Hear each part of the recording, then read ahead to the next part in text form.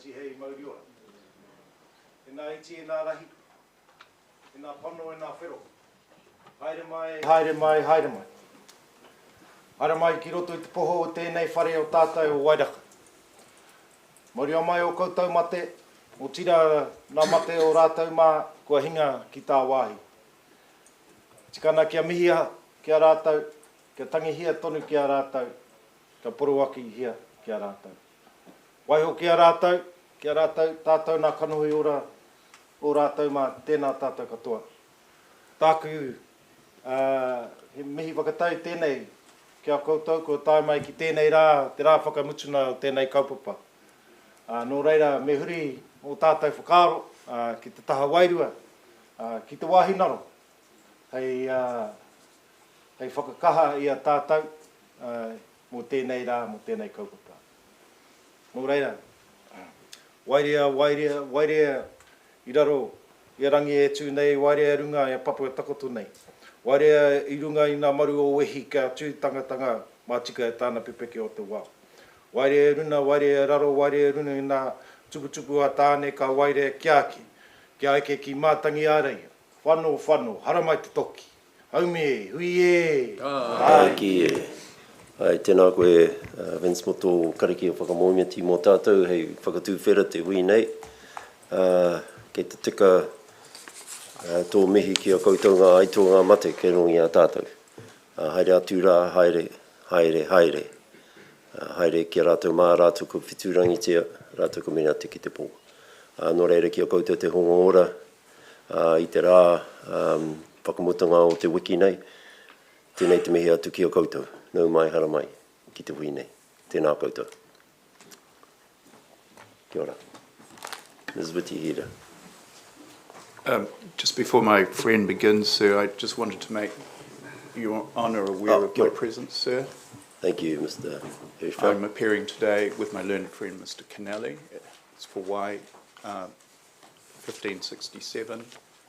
Mr. Darryl Higgins will be on later today, sir. Thank you. Tēnā koe te kai whakawā, o tira ngā mema o te rōpū whakamana i te tiriti, tēnā koutou katoa. He mihi nui ki ngā atua, e te rangi nui e tūhena iho nei, ko te papa tuanuku e tākoto nei, e te honga mate, haere atu rā. He mihi nui ki te whare e tū nei, ki te marae e hora nei, ki te iwi e tau nei, tēnā koutou katoa. Ko Josie Witihira tōku ingoa, no te tari o Watcrow Panoho Associates, kei kōnei au mō te kai kereme Y1672, mō Ada Lambert. Your Honour, if I could just introduce some of the whānau who are here with us today. So beside me, I have Miss Ada Lambert.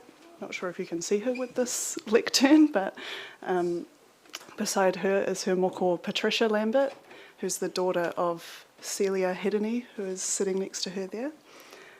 We also have some of their wider whānau in the audience today. So we have Maya Lambert, we have Patricia's partner, Saya, and we also have Ada's daughter, Robina Rihari, here today. There's also Jimmy Hedini, who is Celia's partner, and their tamariki, Maria. Tēnā koutou. Opening submissions have been filed for the Y1672 claim. They are recorded as document number 3.3.70. I understand that you have already read the opening submission, so I'll just be providing a summary today. We also have 2 PowerPoints that have been prepared. One was presented in the 2015 Kōrero Tukuiho hearings, and that will be playing while I'm giving my opening subs. We're also going to have a PowerPoint that will be filed after Miss Lambert's kōrero today, which will be playing in the background while she's speaking. The Y1672 claim is brought by Ada Ataimihia Lambert, the widow of Tūhoi Francis Lambert, who was a Vietnam veteran and served between the years of 1969 and 1972. He was a lead scout in the company Victor 5. The claim illustrates the experiences of Tūhoe during and after his service in Vietnam and touches on the experiences of his whānau who have also been impacted by his service in various ways. Today you'll hear from 3 witnesses in support of the Y1672 claim, the first being Ada Lambert, whose brief of evidence is document number D27, that was filed on the 10th of September 2024. Ms Lambert previously filed and presented a brief of evidence in the Ngā Kōrero Tuku Iho hearings. These provide details on Tūhoe's experience with PTSD and the impact it had on his physical health. Her most recent brief of evidence touches on the impact that his early passing had on her and their whānau. You'll also hear from Celia Hereney and Patricia Lambert, whose joint brief of evidence is document number D28 and was filed on the 11th of September 2024. A supplementary brief of evidence was also filed on the 2nd of October 2024. That is document number D28B. Their evidence relates to their experience of the 2007 terror raids that portrayed Tūhoe Lambert's military service in a negative way and exacerbated his PTSD symptoms. A further 2 briefs of evidence were filed in support of the Y1672 claim. They are the brief of evidence for Te Rangi Kaiwherea Kemara, document number A44A, and the brief of evidence for Turo Sam Lovey, that's document number A12. They were both filed in the 2015 Ngā Kōrero Tuku Iho hearings. These submissions also rely on their evidence as they detail the experiences of Tūhoe Lambert while he was on service and the impact that it had on his physical and mental health. The Y1672 claim adds a unique perspective to the experiences of Māori military veterans. The evidence shows a cycle of neglect, trauma and shame that has been felt not just by Tūhoe Lambert, but his whānau and his community. Tūhoe was brought up in a whānau of generational servicemen. He spent his childhood learning from his father and his grandfather as veterans, and he watched them in awe as he saw the way that their service in the World Wars amplified their mana. Throughout his life, Tūhoe was told that he wouldn't amount to anything, and for a long time he believed that. That was until he saw the opportunity to serve his people and fight for his country the way his father and his grandfather had. Tūhoe enlisted to serve in the army in Vietnam because he thought that he was fighting for good. Just as many other veterans, he enlisted with a certain understanding of what he was signing up for, but he didn't realise the full extent of what he was getting into. The evidence provided by Mr. Lovey has described in detail just how dangerous Tūhoe's role as lead scout was. He also recounted that he believes many of the dangerous roles in the infantry were taken by Māori. It is therefore negligent that the Crown would place Māori in such dangerous positions and then not take active steps to mitigate the effects of PTSD as a result of their experience in these positions.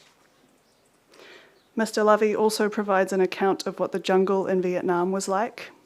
What is particularly disturbing is the scarcity of fresh water that was provided to Victor 5 Company while they were on their lengthy patrols, which meant that they often relied on contaminated stream water. He also recalls that it wasn't until 15 years after they returned home that Sam and Tūhoe were told that the fine mist sprayed on them in the jungle was Agent Orange, and that exposure to it could lead to severe health risks. What concerned them the most about this wasn't necessarily just the impact it would have on them, but on their whānau. They knew that they were risking their own lives while they were serving overseas, but they did not sign up for intergenerational health problems for their whānau.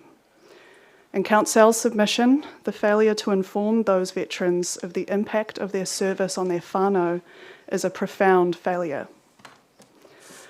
While Tūhoe was on active service, he got through the pain knowing that his sacrifice would be worth it. He was expecting to come home and be considered a hero like his father and his grandfather before him. But that was not the case when he returned in 1972. Instead, he was met with vitriol and contempt. He was left to fend for himself with no assistance from the Crown and nowhere to go. He wasn't informed of what to do when he got home, where to go, or how to get back to his normal civilian life.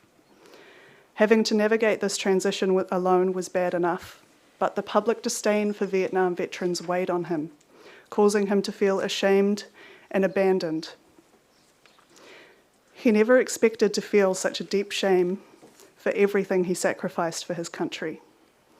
As a result of that shame, Tu Hoi chose to keep his service a secret from his employers as far as he could, and did not return home to his whānau in Waikaremoana, Moana, choosing instead to remain in Auckland so that he didn't have to face them. Despite this, the Crown did not take steps to mitigate the effects of the public's response, or to ensure that Vietnam veterans were supported through the impact of this, and Council's submission that amounts to a severe neglect of their duty of care. Like many veterans, Tu Hoi suffered from PTSD. His whānau saw the deep pain that he was harbouring beneath the surface, and recall in their evidence how much his PTSD impacted him and them. Although he sought help for his PTSD, he was never able to find any support available.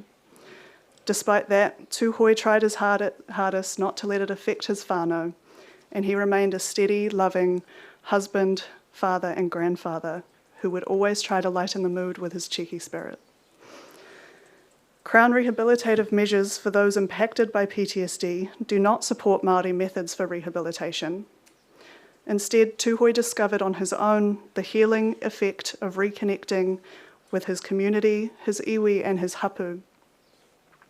The basis of our submission, therefore, is that the Crown failed to consider that reconnection with one's culture could be a tool available for those who suffered from PTSD, and consequently neglected to fulfil their tiriti obligations under the principles of partnership and protection.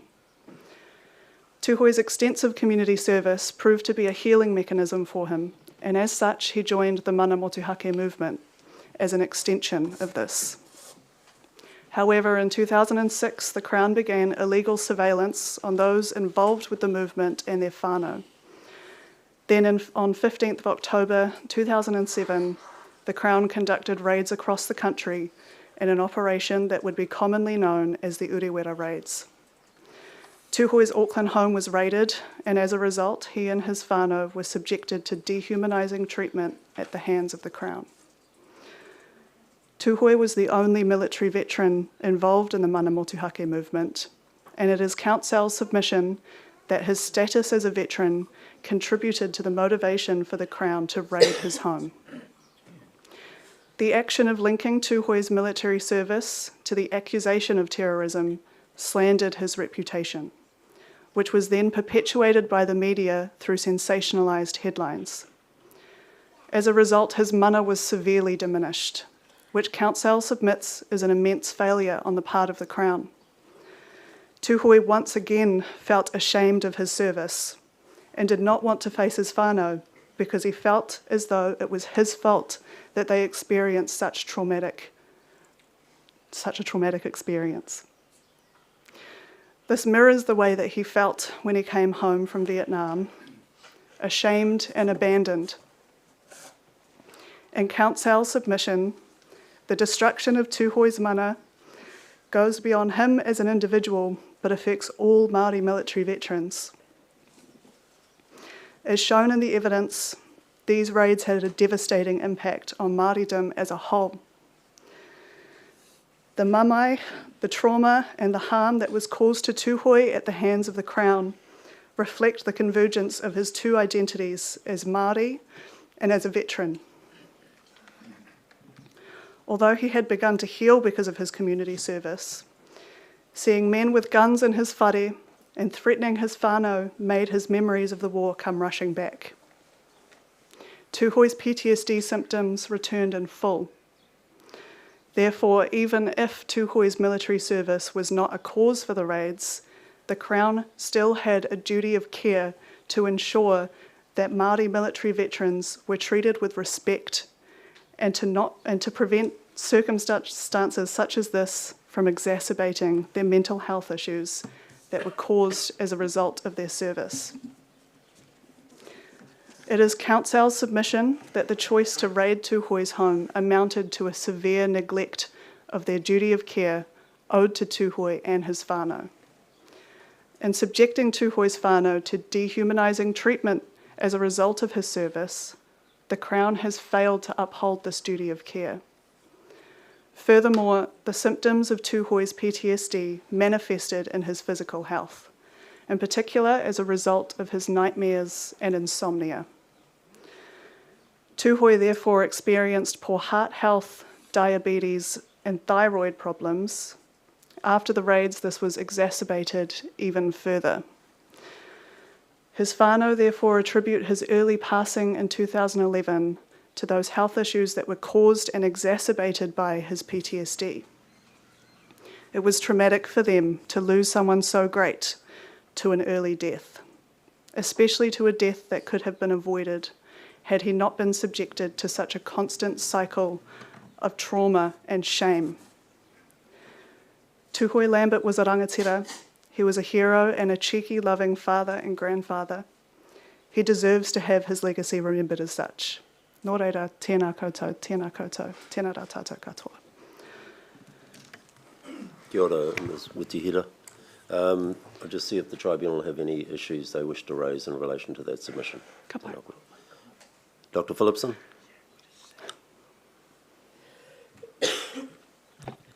Good morning, Judge. No, I don't have any questions. Thank you.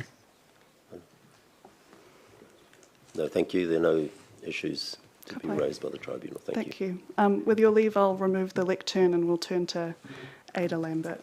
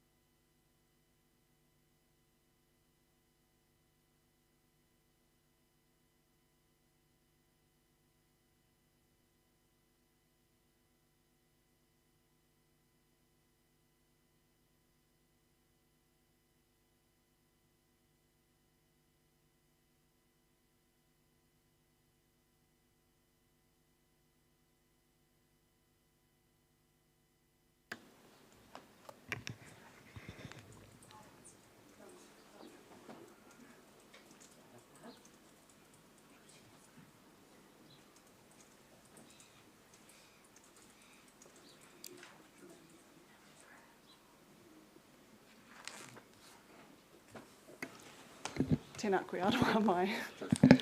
Oh. Good, good. Okay. Oh. All right. Yes, tēnā koe. Could you just state your full name for the record, please? Ada Tātai Mihia Lambert. And could you confirm that your brief of evidence is true and correct to the best of your knowledge? Yes, I do. Cool. And can you just provide a summary of your evidence for us? Okay. Kia ora tātou. Kia ora. I would just like to share where I come from and a little bit of background. Ko manawaru te maunga, ko uwhi ārai te marae, ko ohuine mataroa te awa, ko mātātua te waka, ko Ngāti Kuri te hapu, ko Tūhoe te iwi, ko Ada Tātai Mihia Lambert ahau. Nō rua tāhuna ahau. Tēnā koutou te ropu o te traipara o Waitangi, me te hunga kāwanatanga. E tika ana me mihi ahakoa te kaupapa. Nō reira e mihi ana kia koutou katoa I tēnei ata. This is a very short summary of the brief of evidence that has been presented to you on my behalf of my husband, Tūhoe Francis Lambert. First of all, I want to thank the Waitangi Tribunal for the opportunity to stand before you again, to present and bring more understanding to Tūhoe's journey as a proud descendant of Ngai Tūhoe, Ngāti Kahungunu and Ngāti Ruapani, and a loyal soldier to his country. His personal details will discuss that he was a private in the New Zealand Defence Force. It will show when he was enlisted and when he was discharged. The writing will continue to discuss his position as lead scout in his company, Victor 5. Various documents my husband collected over the years about his war records are attached. In his journey writings, he stated how he didn't know why he went to war, but he believed that his country needed him to protect it. He goes on to say that the war was hard, but they got used to it, and they were happy to be coming home. He writes that they wanted to go back. He says we were treated like murderers and baby killers. Other extracts from his journal will inform you about his upbringing and life. He was happy growing up with his uncles and extended family. Then he shares how he still carried much pain from the war. He did not feel comfortable to share his feelings with me concerning this. His army training assessments revealed Tūhoe as lost interest and needs to apply himself.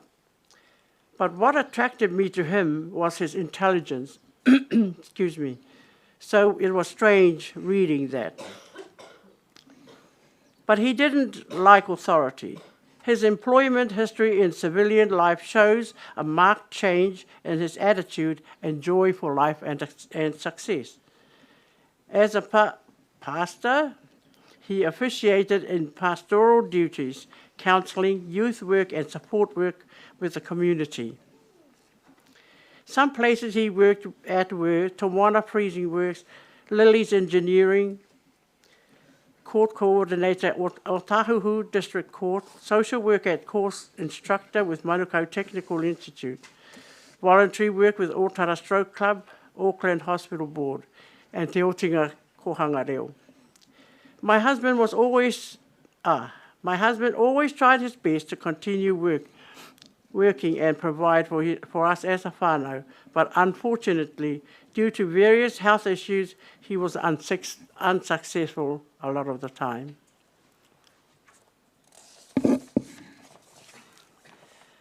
I chose not to talk about my husband's death in my first brief of evidence in 2015. It seems appropriate to do so now to close that part of the record. Tūhoe passed away 8th of July 2011 at Auckland City Hospital due to numerous health complications. A copy of his death certificate is attached. An in-depth account of the proceedings following his passing is included within the brief of evidence, but for your perusal at a moment more convenient to you. He is resting in his family urupa in Waikaremoana. The war affected him so much, and by 2011, what happened to him as a soldier had reached its climax. That's how deeply it affected him, to the point where it was like he was giving up. It was like everything left him. The desire to live had left him. If it wasn't for us, he would have given up. But he struggled for his grandchildren and children. I know me and my kids saved his life, but he gave up after some time. It was terrible. I didn't know how to help him or what to say because I knew he was giving up. His friends would ask him to go to the reunions or the meetings, and he didn't go anywhere near it. But I know they could have helped him. It was hard seeing him struggle, but I tried to help him. I tried to be kind and make a cup of tea and make our house clean and nice and to have our children clean and happy. He liked that, and it helped him a lot. Seeing his children and grandchildren was very good medicine for him. When he passed away, it was like our world had vanished. I couldn't even begin to understand. Nothing was real anymore, even for the kids. Their dad had given them direction and vision in their lives, so we were all pretty upset and lost. I was devastated. I didn't know what to do or how to feel. I didn't feel anything. It was particularly difficult knowing it could have been avoided, that he could have been around longer if not for being left to his own. I will now read from the conclusion that is included in my second brief of evidence. Sorry.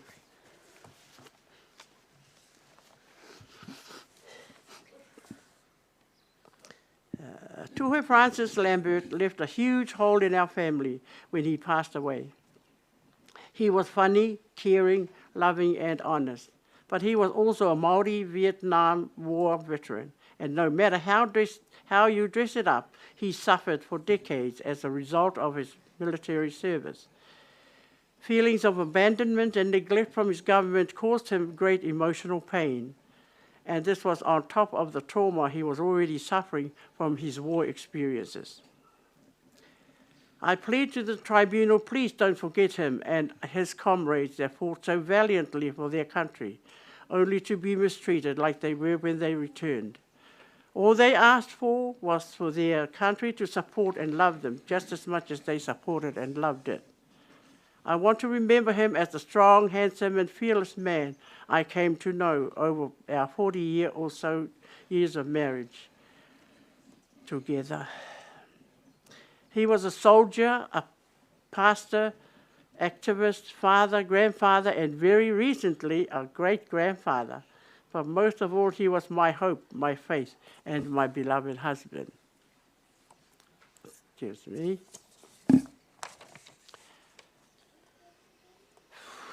In closing, we, his family, remember Tuhe Francis Lambert, best dad and papa, a comedian, a friend, a brother.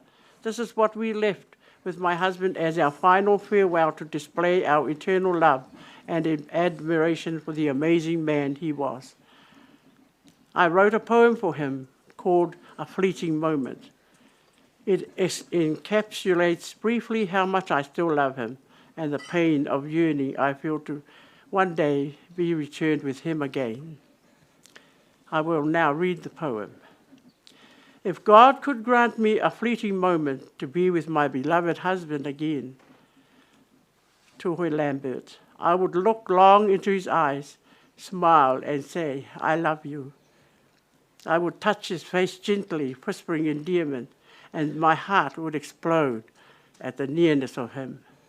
I would hold his hand, never wanting to let go, yet to be forever grateful to God for allowing me a fleeting moment to be with him again. Forever cherished in my heart, my love, your wife. Moe tonu mai rā e taku tau, te rangatira o te whānau. Moe mai I raro I te marumarutanga o ihoa.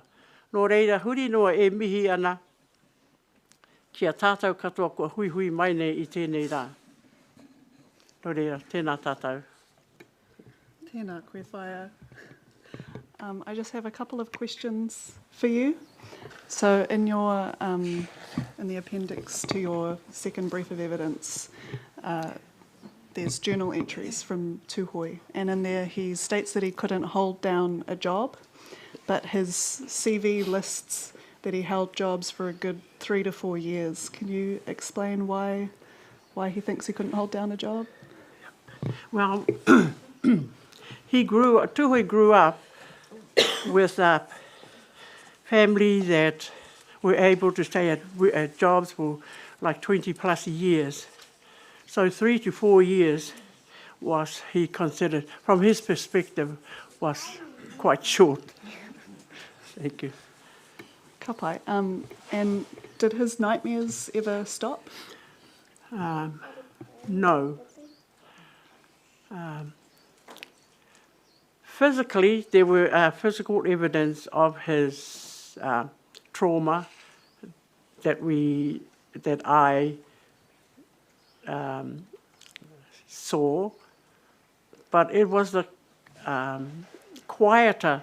There were times when it was he was overpowered by the stress and depression, and he would just lay quietly on the couch and look painful. Yeah. Pai. And would you like to conclude with some comments on how you saw your husband? Pardon? Would you like to conclude with some comments on how you saw your husband? Yes.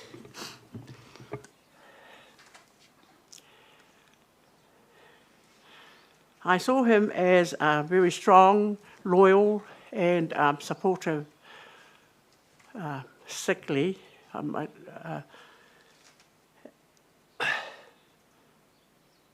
person in our family. But he was the type of person that you knew because he was there. There would always be. He had your back. Yeah. Sort of. Pai tēnā koe. If you could just remain for some questions from the tribunal. Kia ora, thank you. No questions. Dr. Phillipson?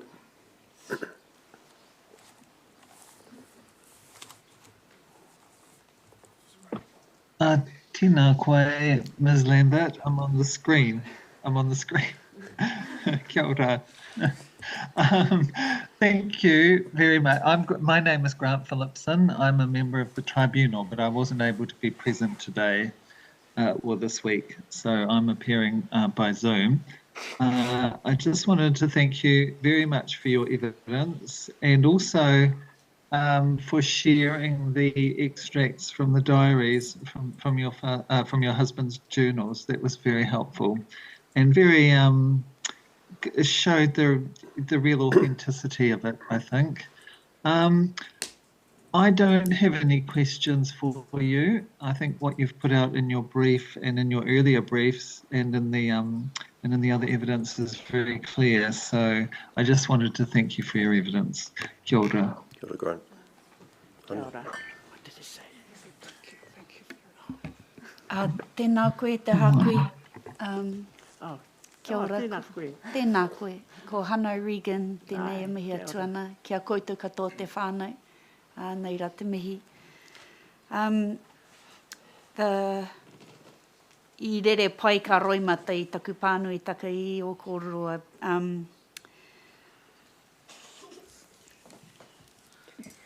This has been hard to read and listen to. Excuse me. And like my colleague, Dr.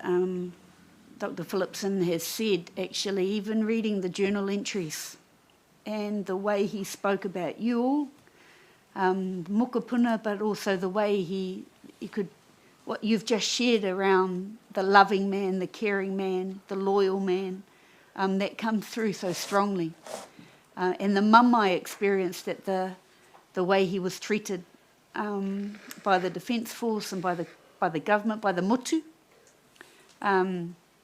It's incredibly powerful. The words are powerful. I also thank you, as Dr. Grant has said, I wasn't here at the last time. I wasn't part of this tribunal at the last time. So this, for me, was the first time reading through the kōrero, but also the detail that you go to even explain the impact of the relationship between what happened and the way he felt, the humiliation he felt at his treatment coming back from the war, but then again what happened as a result of the raids and that the compounding mamai. And I had a question. I just don't think it's appropriate because it's probably something that no one knows the answer to, but I was mortified when I was reading the bit about how he died and the fact that he was fully conscious when that happened, and still talking to you and talking to the whānau. And I just don't know how that can happen, that the decision. But this is probably something for the health system, not necessarily the New Zealand Defence Force. But I can only imagine what that must have been like for him. And you mentioned, excuse me, you mentioned how brave right to the end, and that his whakaaro was still with everyone else. So, no questions from me e te whaia, e kare he mihi atu ki a koutou te whānau e tu maia ana, kahana ki te tuku mai e nei kōrero. He tika kia rangona e nei kōrero. It is so right that we hear these kōrero and from you and your whānau. So just thank you for the honour of being able to listen and hear his voice in this context. Tēnei te mihi atu ki a koe hoi anō kia koutou katoa. Kia ora.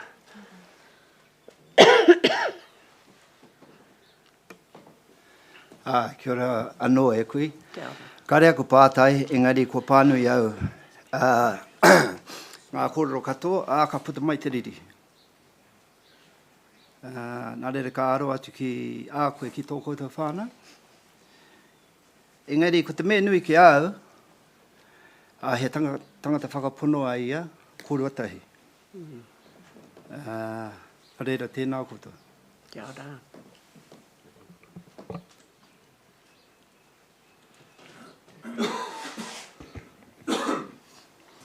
E te tuahine he ara he kōrero ki a koe. Nā te mea ko tahi tō tāngua whakapapa, tuatahi. He tino mōhio hoki au ki tō hoa, kia tūhoe, mōhio pono nei. Heri te au ki taku hoa o te rōpū whakamana i te titi o Waitangi. Kia tāku ta sūta kari pai kia o ngā kōrero. Kia ora. Ko te ngā kauri ka puta mai. Engari, me pērā mai ho taku kōrero, nā te mea waihua ku whakaaro ki anō ho mātau ki te whiriwhiri te kaupapa e puta i ngā kōrero. Kia ora. Engari, e mihi ana ki a koe. Ka pai hoki te kite i tō kōrua whānau. Kai koniki i tēnei rā. E mihi ana. Kia ora. Tēnā koe e te whaia, e te kōkā. Tēnei te mihi atu ki a koe mo tō kōrero ki a mātou te rōpū whakamana o te treaty. E tino whakahirehira tō kōrero ki a mātou. Karekau ngā pātai ki a koe, engari. Tēnei te mihi atu ki a koe mo tō whānau i tō tā. Tēnā koe. Kia ora. Tēnā koe. We're going to move to the closed session now, but we still invite everyone who's in the whare today to stay here and listen. We're just going to cut the live stream, if that's okay. All right. Alan? Thank you. Ko And koe te kata. we're just going to have to... Oh, aroha mai.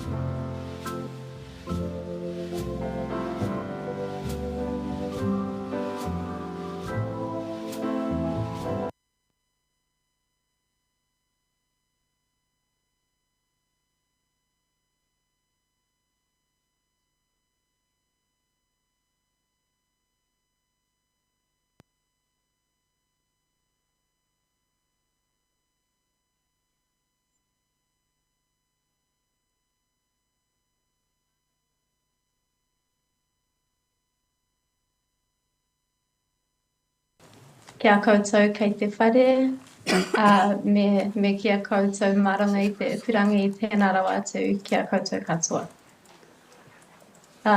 Nōku te honore ki te hakamohio atu I tēnei kai kōrero. So we have Russell Pirahi next. The tribunal members will recall the Pirahi whānau who gave evidence at Takahiwai Marae during the last hearing. Yes. Mr. Russell Pirahi brings with him to the tribunal today his experience and knowledge following 2 decades of service with the Royal New Zealand Air Force, and his brief of evidence has been recorded as document D5. Tēnā koe, Mr. Pirahi, kai kona? Kia ora. Tihei Māori ora komanaia te mahonga, whangarei te renga parawa te moana. Ko mautu papa te whenua, ko Takihiwai te marae, ko Pato Harakeke te iwi, ka Ngā Waka Pirahi, te rangitira, ko Russell Pirahi, tōku ingawa, tēnā koutou, tēnā rā tātou katoa. Good morning. My name's Russell Pirahi, as Alicia has said, and I'm bringing a submission regarding service in the Royal New Zealand Air Force that I served for 20 years between 1983 and 2003. And I want to acknowledge the presence of New Zealand Defence Force people in the room. Tēnā koe, General King, tēnā koe Martin and Peter, I see you there. And I think I saw Warrant Officer PJ Smith hiding in the background as well. Tēnā koe eho. My grandfather Ngā Waka Pirahi served in World War I and World War II, and you would have heard submissions on his service previously in week 3. I grew up in Takihiwai, and in fact I'm joining you today from the whare that my grandfather Ngā Waka and his wife, my grandmother, lived in and died in, and it's the whare that we now live in Takihiwai. As I said, I spent 20 years in the RNZAF, including deployments to a number of overseas destinations, Antarctica and East Timor notably. And when I finished, I was the CEO of No. 3 Squadron, Helicopter Squadron, and retired as a wing commander at the completion of the East Timor deployments. I'm currently the chief pilot for Northern Rescue Helicopter here in Whangarei, and fly the rescue helicopter. My wife and I have 3 grown-up children, and the impact of my service on that family, on my family, I will comment on as we go. Regarding enlistment and training, I joined the Air Force from school. The Air Force recruiting officer used to come around each year, and initially that was a good chance to get a period out off class to go and have a chat to him. But it became more serious as I got more senior at school, and decided to apply and see if I could enlist. Competition for the Air Force, it was always targeted as a hard thing to get into. There was no one, I knew nobody in the Air Force. There was no history of anyone in the Air Force in my family or in my school or in Ruakaka. So it was difficult, but I was fortunate to be enlisted, be successful, and did my officer training at Wigram in Christchurch. Completed a degree, Bachelor of Science with honours at University of Canterbury, and then my flying training, wings course in Christchurch. Probably the thing that I note about the Air Force at that time was a real absence of any cultural aspect to the training or to the culture within the Air Force itself.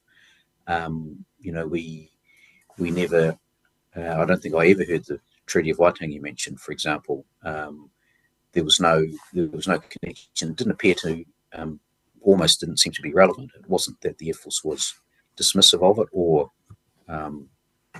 discriminatory. It just never sort of came up. And I think that that showed during my initial service and training. There were no other Maori pilots in the Air Force that I was aware of, or if there were very, very few numbers.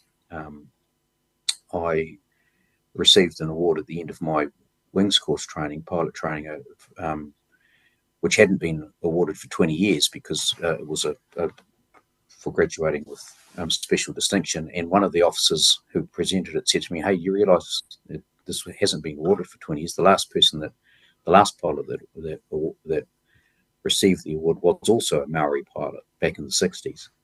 So it kind of showed that while the Air Force, it wasn't discriminatory, it was sort of colourblind. It didn't promote Maori culture, but then it didn't discriminate against it either. I think I mentioned in my submission, the odd occasion of sort of casual racism. One or two people said, "Oh, you're here because of the quota system," and which of course was complete nonsense. And I was pretty glad to prove that to them by graduating well. Early in my career, I was involved in a helicopter accident in Kaipara. Fortunately, there was no significant injuries, but it wrecked the helicopter. We had medical checkups and a court of inquiry that followed that. But what I didn't realise at the time, and it became evident to me later on, is that it made me quite nervous about flying.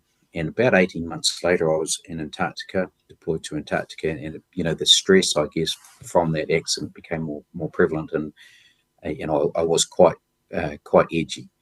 I was quite glad on the completion of that Antarctic trip to be transferred to I was posted to fixed wing instructor course, which was a good way of having a break.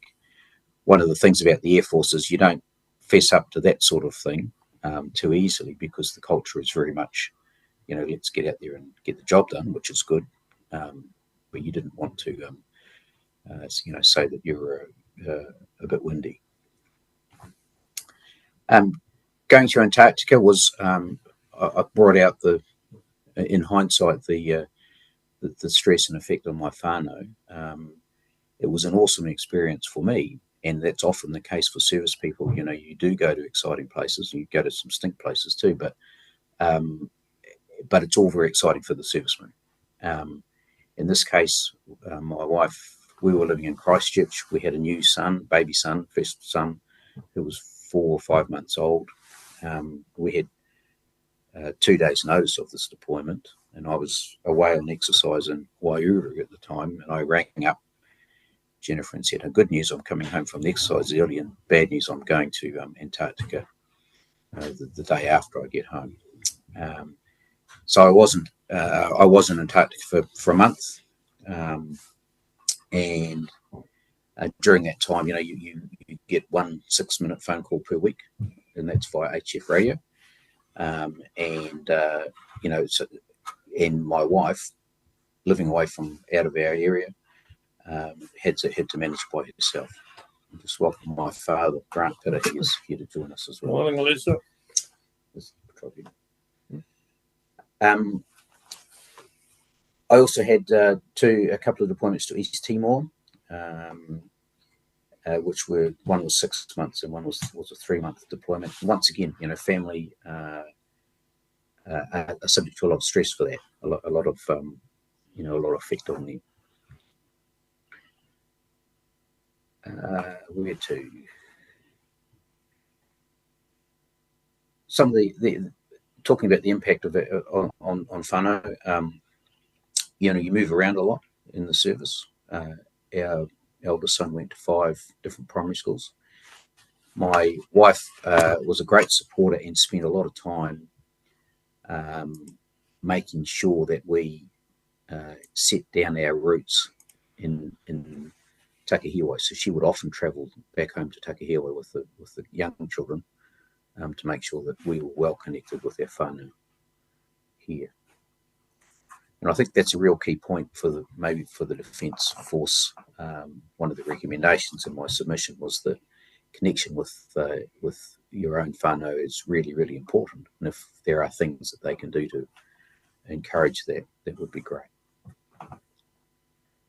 I keep in touch with a few people still in the Air Force. We have a social group that meets once a month, just on Zoom. It kind of grew out of COVID times, and we sit around and chat. And that's a great time to share stories about getting old, but also people are a lot more open and willing to support each other with health issues and mental health issues, which is quite surprising considering the background that we've come from. I think I said Maori culture was largely absent in the Air Force during my time. It started to become recognised late in my service.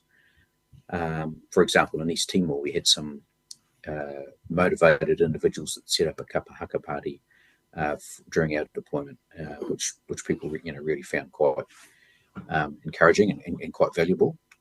It wasn't an official thing, but nor was it discouraged by the Air Force. It was just something that we did by ourselves and got on.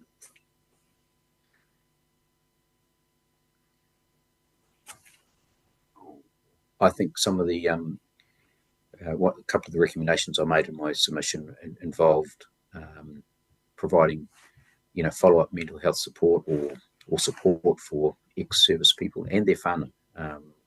The stress on my family is something that I'm, the service person themselves is probably the most blind to, but it would be worthwhile including them in that support, making resources available or information available about what sort of resources we can tap into in the future.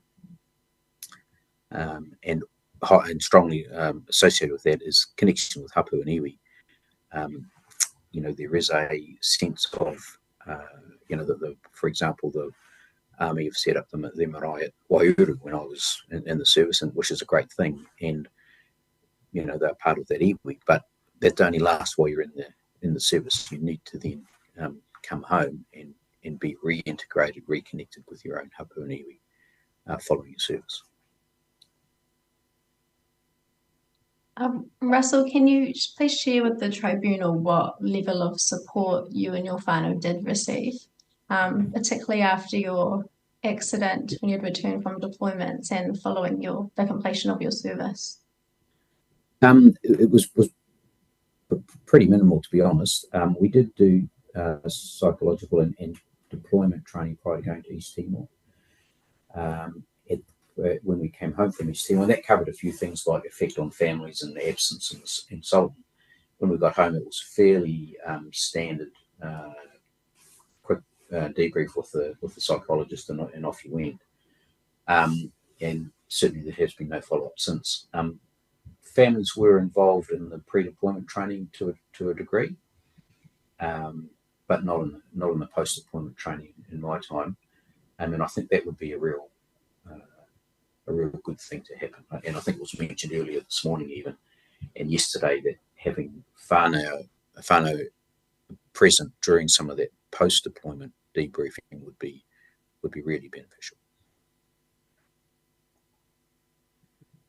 What impact on you in terms of well-being has your involvement in the informal social squadron had in the absence of that formal assistance provided? Yeah, that's been really valuable. Of course, that's a little bit of a paradox.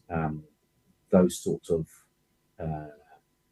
voluntary support groups that individuals get involved in work really, really well because we're there because we want to. It's not something that the Defence Force could set up because if you were told to go along, of course you wouldn't bother.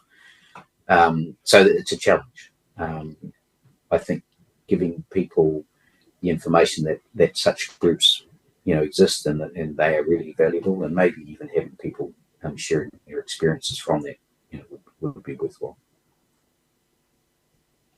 Just one more question before I hand it to my friends from the Crown and members of the panel to ask any questions of you. On reflection, given your evidence about the limited communication with your family, for example, while you're in Antarctica, 6-minute phone call a week, and limited capacity outside of that to have contact with your wider whānau, what benefit do you think it had for you as a person who was well connected to their whānau hapu and iwi back at home, being in that situation? Yes, I've had wonderful support from my wife, keeping our family together really during those times. and having those strong roots back to Takahiwai and my wider whānau has been really important in giving my family, they know that their roots are here, they're from Takahiwai, even though they've never lived here, the kids. Certain people who don't have those strong roots, I think, would find it really, really disorientating because you do move around a lot and you never get to put your roots down. So any assistance in encouraging current service and ex-service personnel and assistance to connect with iwi and hapu, I think would be really valuable.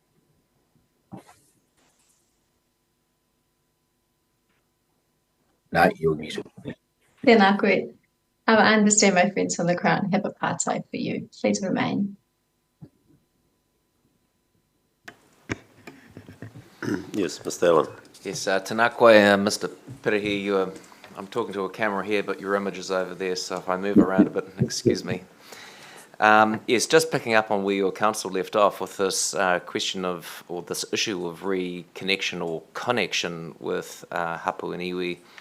You made the point in your evidence just now that a connection to an NZDF marae lasts only as long as you're in the service. And then prior to that, you'd said, if there are things that the NZDF can do to encourage connection, that would be great. So my question is, do you have any ideas as to what NZDF might do to encourage that? And you may not, and that's fine. It puts it back on us, but we would be interested in learning if you have any views in that regard. Yeah, thank you. I mean, I'm really encouraged by the representation of the NZDF in the during the hearings, and obviously there's been a lot of effort put into cultural advisors and so forth. So there's definitely a resource there to find out some information. Even a simple thing like a list of what iwi are there in New Zealand. For some people who have no connection to the iwi, that would be really valuable information. And maybe they have some contact. Maybe they know a contact or two at some or most of those iwi. So you get a serviceman turns up, a service person turns up who doesn't know, their whakapapa or has weak links. They can say, hey, it's up to you to go and do this, but here are some people you might want to talk to. Even something as simple as that would be quite valuable. Kia ora, Mr. Pirihi. Kia ora, thank you. Dr. Phillipson.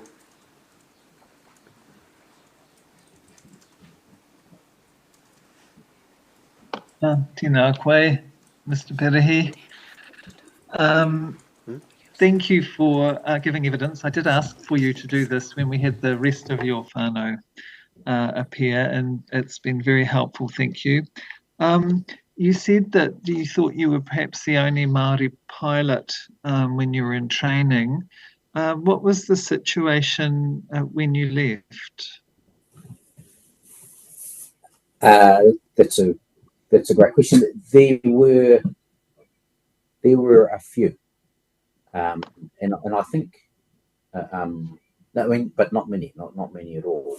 I wouldn't know the numbers, sort of percentage-wise, but it was less unusual to find, brown face sitting at the front of the aeroplane when I left as it was when I arrived, which was great. The target audience for recruiting when I joined had quite high educational requirements and so on, and that disqualified a lot of Maori students from applying. So while it wasn't discriminatory, it was unintentionally, cutting the recruiting pool, I guess. So you think it was a bit higher, but still not great. Does the Air Force proactively, or while you were there, did the Air Force proactively attempt to get greater representation of Māori in its ranks, or was that not something it was interested in? I think the awareness was growing, and you know, I'm encouraged these days. I was reading the RNZF magazine just a few weeks ago, and they had an article about te reo champions on the base at Ohakea. So, you know, they are, I see that happening a lot more. I don't think we'd quite got to an idea of, you know, sort of diversity recruiting policies and so on while I was there, but, you know, I suspect that it's improved a lot since. Do you think it might be becoming a more hospitable environment? Yeah, it would appear so. Emphasis on te reo. Yeah. Okay, thank you.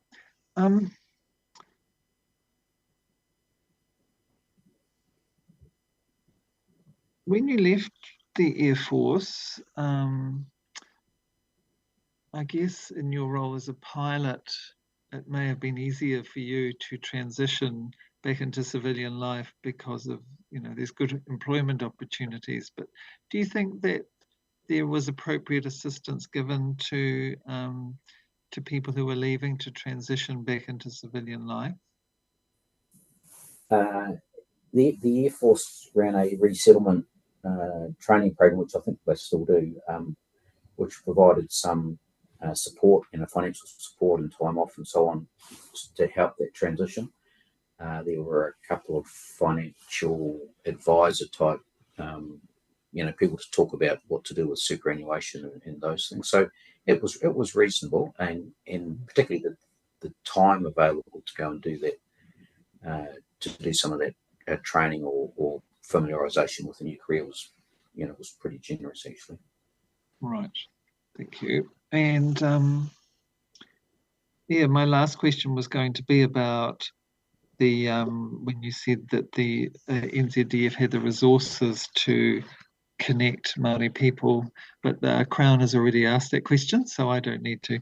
But I thought it was a very interesting idea, especially the idea that for those who are leaving, part of that transitioning to civilian life could be assisting those who don't know their iwi or hapu to connect with them. I thought that was a very interesting idea.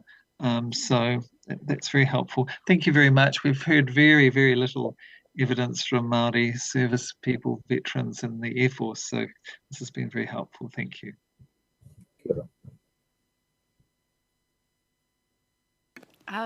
Kia ora, Mr. Pirihi, nei rā te mihi kia koe, kia kōrua tahi.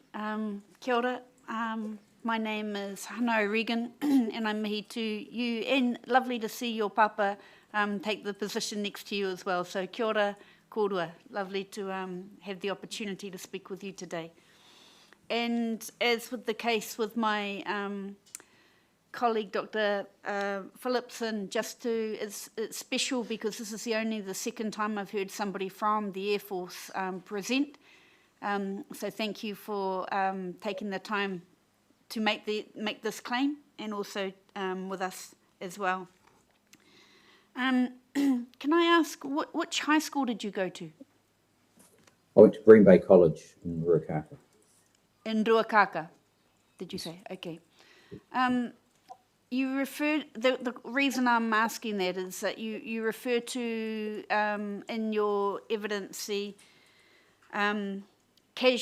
little bit of casual racism, and it wasn't significant necessarily in your time in the Air Force, but I wondered whether or not you had experienced casual racism prior to coming into the Air Force.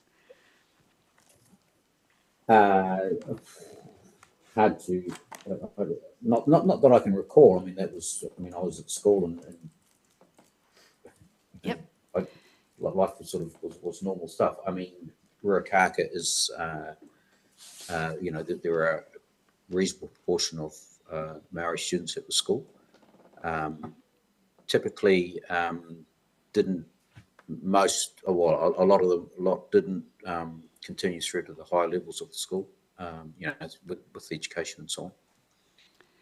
The reason I ask, sir, is that I'm quite familiar with Wigram and I'm quite familiar with Christchurch. It's where I live. And I'm also aware of some of the experiences of my whānau down there, being Māori, living in that environment. in the time that you were in Wigram and the time that you were in Christchurch, did you or your family experience any casual racism or racism outside of, within the community, but also in that context? Christchurch is certainly a very English city, and the terrible pronunciation of, go to Rangiora and places like that. And that was, you were kind of aware that it was different to being up north. Nothing deliberate. Again, it was just, it was a very English town, and we didn't see any sort of direct racism as such, but it was, it was very English. Okay, so there was never any acknowledgement within the time that you were in your training or when you were in your service around some of the impacts of the impacts that might be felt, or around racism that might be experienced. It was just not talked about? No, it was just never came up. Do you think it would be helpful in terms of people's time in the service to have the acknowledgement of what is experienced on the outside actually supported through conversation and training and by the people working within the service? I think definitely some training, which I'm guessing is probably done a lot more now anyway, but around the Treaty Waitangi, which was never really mentioned. It just wasn't on any of the syllabuses of study that I was involved in. And the NZDF's responsibilities and the way that they plan to fulfil their obligations under the treaty, how they go about that. I think that would be a really useful work to go on. In terms of integration into local communities, I don't know. I hadn't really thought of that. Ka pai.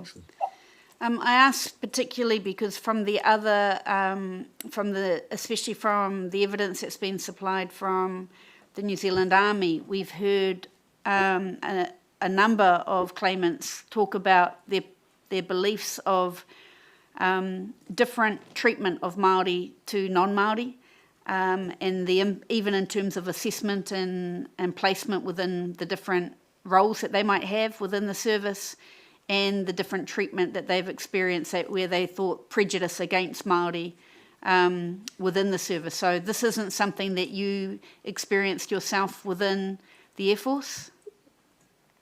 No, I didn't.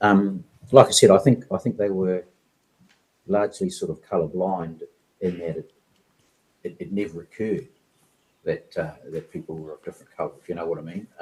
It was predominantly European people particularly in the officer corps of the Air Force.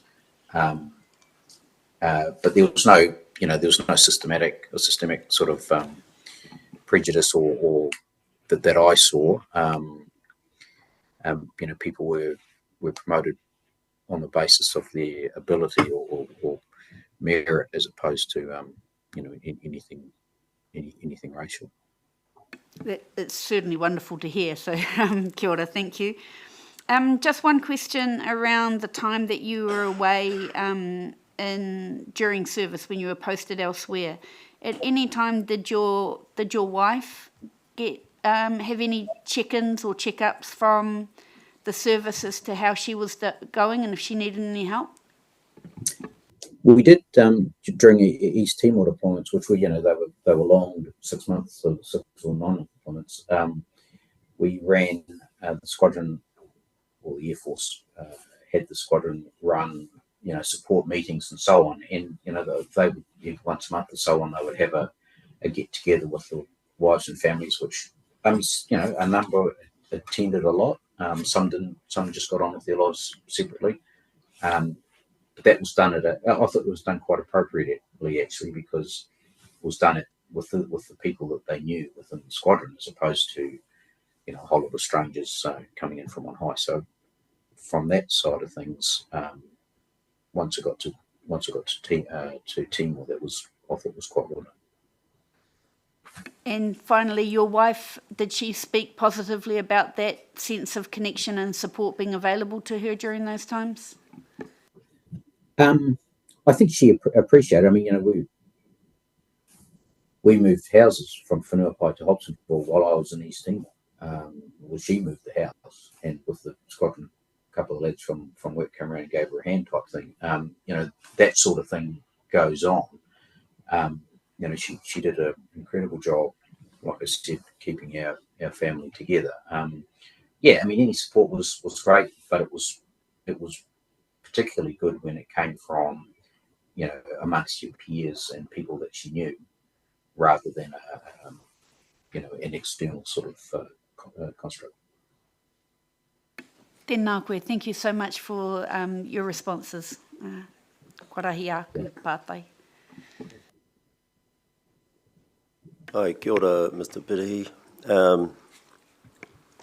I just have a couple of matters I want to explore with you. You talk about your time in East Timor, and at paragraph 31, you say that you received training in ad hoc cultural competency and local customs. Can you recall what that entailed? Yes, as part of the pre-deployment training to go to East Timor, there was a module on local customs, both from an Indonesian perspective and from an East Timorese perspective. I think it was probably more to do with Indonesian customs and a little bit of, you know, a few simple phrases to learn. Probably because, you know, it was easier to find out about Indonesian customs to put some training together, and very little people, you know, people knew very little about East Timor. So we did a little bit of that. We then, and some of the cultural, you know, norms and things that you shouldn't do. Once we were in East Timor, the Australian Army chaplain who was working at our camp, he actually set up a local East Timor Tajan language school. And, you know, a couple of classes we used to once a week, and we'd do a few phrases in Tajan, which was really, really useful. And actually getting to know the East Timorese as opposed to the Indonesians, who, of course, were clearing out of that stage. Thank you. And in relation to your training in New Zealand, did the Air Force ever give you tikanga or te reo training and encourage you to learn small phrases of Māori? No. And that was sort of ironic that we go to East Timor and realise we had to learn something of the local custom, but we never actually applied that in New Zealand. Okay. And does the Air Force have its own marae? I'm unsure. I don't know. You've never been to it? No. I don't know how that progresses there. I don't know. Do you think you would know if it existed? Well, I don't know. If it does exist, I don't know. All right. No, thank you. I've nothing further, but thank you very much for your evidence today. Tēnā koe. Tēnā koe. Ms. Castle. Kua mutu tēnei kōrero. Tēnā koe, Russell. Thank you, sir. All right, thank you.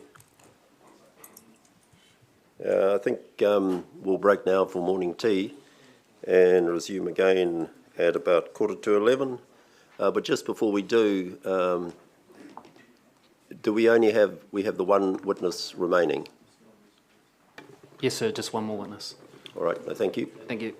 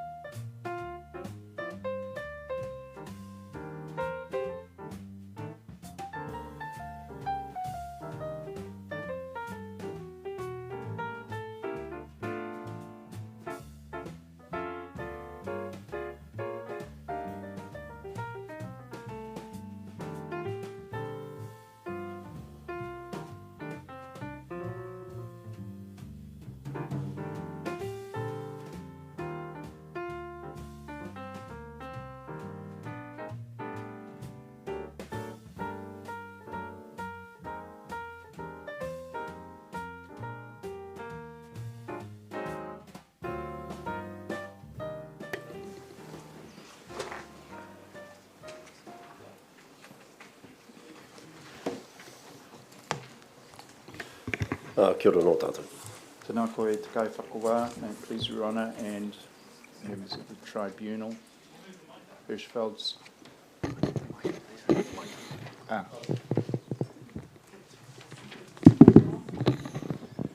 Please, sir, I appear with learned counsel Mr. Kennelly in the Y1657 claim for the claimant Mr. Daryl Higgins.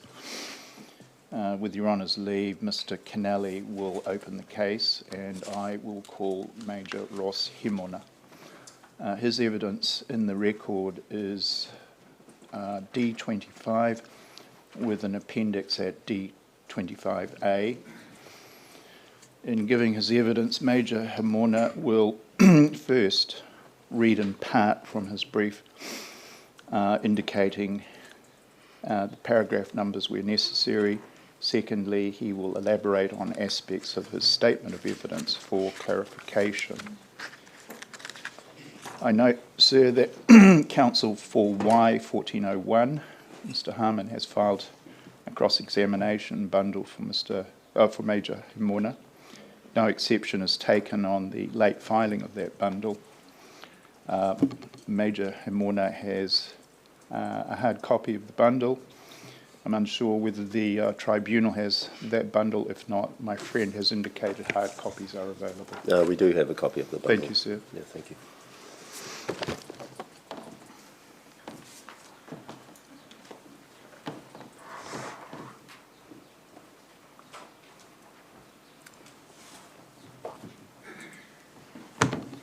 Tēnā koe te kai whakawā. Tēnā koutou te rupu whakamane te tiriti o Waitangi. These opening submissions, appellation number 3.3.67, a claim brought by Mr. Daryl Higgins on behalf of Māori veterans who served in the New Zealand Armed Forces in Vietnam between 1965 and 1972. On behalf of Mr. Higgins, the tribunal will hear evidence from Major Roslyn Nipia Hemona. Major Hemona presented evidence to the tribunal at the Toahiwi Marae in 2016. The appellation number for that document is A190. Major Hemona served in the New Zealand Army for 20 years, retiring as a major in 1982. He saw active duty in Borneo and Vietnam as a rifle platoon commander, and later took on senior roles in Singapore as a rifle company commander and a battalion's operations officer. He also trained as a translator and an intelligence analyst in Indonesia and Malay, and graduated from the Australian Army Command and Staff College. Much of his career was spent on secondment in Australia and Southeast Asia, holding various staff and training roles. Major Hemona has spent over 4 decades involved in various Māori and community development, often taking on leadership roles in various boards and committees. He also served as a lay minister in the Anglican Church and has been a trusted advisor on Māori policy and strategic issues. His work has constantly been focused on advancing Māori rights, well-being and preserving tikanga.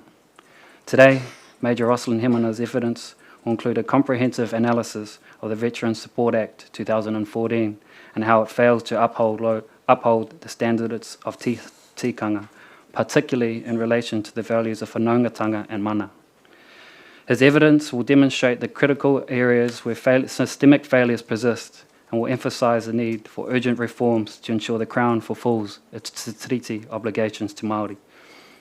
A key focus of Major Hemona's evidence will be the distinctions made between Scheme 1 and Scheme 2 of the Veterans Support Act. He will highlight how these distinctions create inequalities and undermine the shared sense of mana and whanaungatanga amongst veterans, regardless of the period of service. His evidence points to the exclusion of Māori House perspectives with the current legislation framework and calls for the incorporation of treaty principles and tikanga Māori in legislation and policies governing veterans' entitlements. Major Hemona will also discuss his Veterans' Entitlements Appeal Board hearing, where he served as an advocate for the rights of all veterans under the VSA. Major Hemona's efforts were a major contribution to the successful challenge with the initial denial of the entitlements of a friend, the late Lieutenant Colonel Tā Haweri Gardner, securing a favourable decision from the appeal board that recognised the service-related nature of his condition. This condition was glioblastoma. This condition was initially declined for coverage under the Veterans Affairs Act 2014 because it was not included in the presumptive list of service-related conditions. Although the appeals board decision was successfully appealed in the High Court by the VA, the High Court quashed the original decision and remitted the matter for reconsideration. The court established crucial legal principles regarding the interpretation of the Act, calling for more expansive and purposeful interpretation of the Act in favour of veterans. Since the filing of these opening submissions, the Appeal Board has held its reconsideration of this matter, and Major Hemana will be able to update the tribunal. Major Hemana will conclude by outlining his recommendations to the tribunal. That concludes our opening submissions. I now wish to call Major Roslyn Nipia Hemana to present his evidence document, appellation number D25 and Appendix D25A. Thank you. Thank you, Mr. Kennelly. I'll just see if there are any questions of clarification from the tribunal in relation to your opening submission. Dr. Phillipson.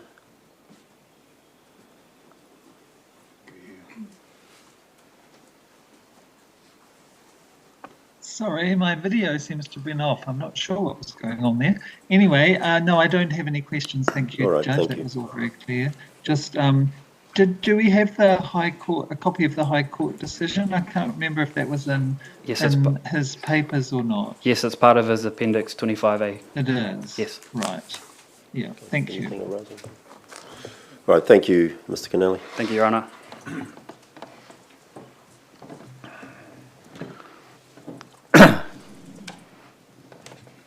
Ko kahaurana ki te maunga, ko paukawa te waiu, ko kahaurana ki te marae, ko Ross Hemana taku ingoa. Te mea tūtahi. Ko I te maumahara hau ki a tāku nei tino hoa. Hei rangatira rongonui no kōnei, no Ngāti Awa. Ko Tā Harawira Gardner. Ka huri. Ki te kai whakawā tēnā koe, anō. Tēnā koe, Takura Monti, tā Pau, tā Grant. Kei te mihi mana ki a koe te tāmāhine a tipene. Tēnā koe. Tēnā koe te korona, e te rangatira uruawhitu. Tēnā koe koe. Bloody Charlie Company.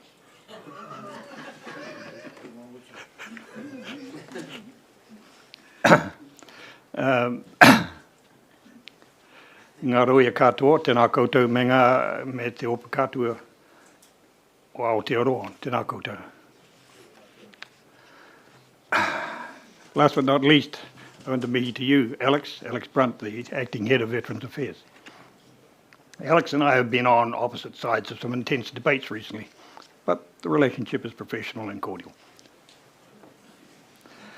I want to acknowledge the support that Veterans Affairs has given to me. I mean, I didn't engage with Veterans Affairs until about 5 years ago, until I was nagged into it. But since then, I'm in receipt of the Veterans Pension, which, as you know, is the national superannuation repurposed to a veterans pension paid by WINS with a couple of extra benefits. These hearing aids I'm wearing today are paid for by Veterans Affairs. They used to work best in my pocket, but I found out this week that they really do work. That's a sort of male thing about not admitting frailty. I get a small disablement pension for the cataract in my left eye. I've recently been granted a small disablement pension for tinnitus. If you don't know what that is, it's bats in the belfry. Some of you may know that for decades I've been known as a rather tenacious warrior. When I get my teeth into an issue, I never let go. But Veterans Affairs recently paid for me to have all my teeth out, so now I'm a toothless warrior. However, I've just started the process to get some very expensive dentures that Alex is going to pay for. And I have to warn you, Alex, that you're going to get a shock when you get the bill, because I've decided to have a diamond embedded in the front tooth. I know, Judge, enough of the funnies, move right along.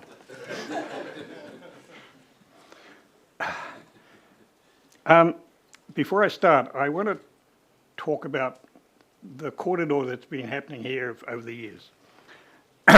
Most of you will know that in my kōrero at Tuahiwi in 2016, I contradicted a lot of the evidence, the testimony that had been given by veterans. Today, I'll contradict some more. That doesn't mean that I denigrate or downplay or devalue the kōrero of the veterans. I've been listening to it for years, decades. I've been hearing it. What I'm hearing, what I'm feeling is the mamae. And that's what I think needs to be addressed. I also want to talk about Tūhoe Lambert. That kōrero brought back a lot of memories, not just for me, but for Charles as well. I was raided. If you Google Tūhoe Lambert, the first one that comes up is a tribute I wrote to Tūhoe after he died. I wrote it in answer to some of the questions, because some of my Vietnam veteran colleagues were trash talking about Tūhoe and calling him a terrorist.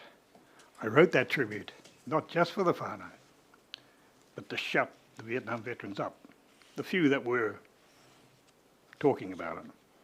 I basically said to them, pull your heads in, and they did.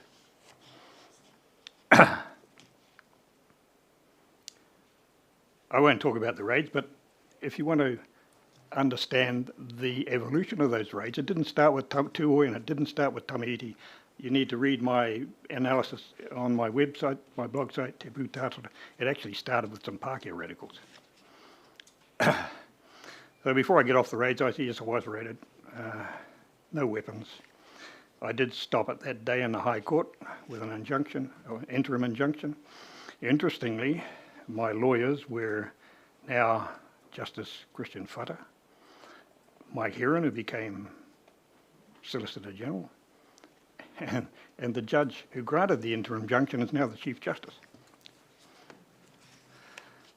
Moving on again. I'm going to talk a lot about the RSA today, and like Tar Buck before me, I want to say that I don't represent the views of the leadership of the RSA, although I'm deeply embedded in it, and I have a great deal of influence at the moment on some of those views. I work with the RSA. Now, to my brief.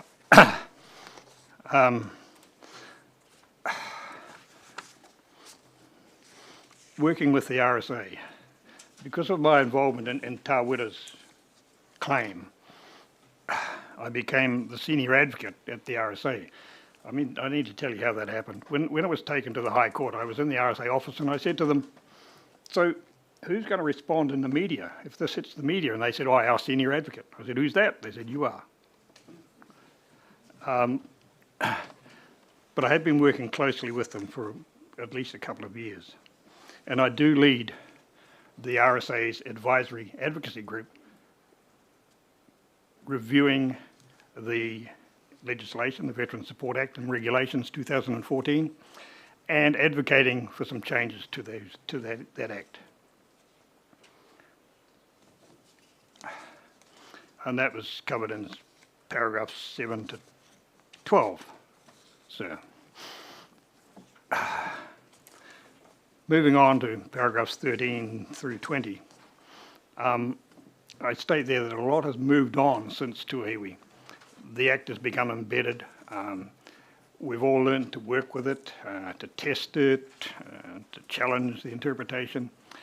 And as a result of that, the RSA in 2017 set up its new support services network, which is extensive. 250 odd trained support advisors, trained, police vetted, accredited, and we've been dealing with a lot of veterans since then. But I want to speak about paragraph 16 onwards.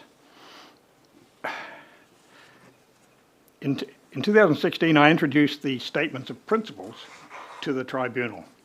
And those statements of principles sort of are a list, 5.5 pages long, about 360 different health conditions that can be, that we can get benefits, treatment and benefits for through this Act.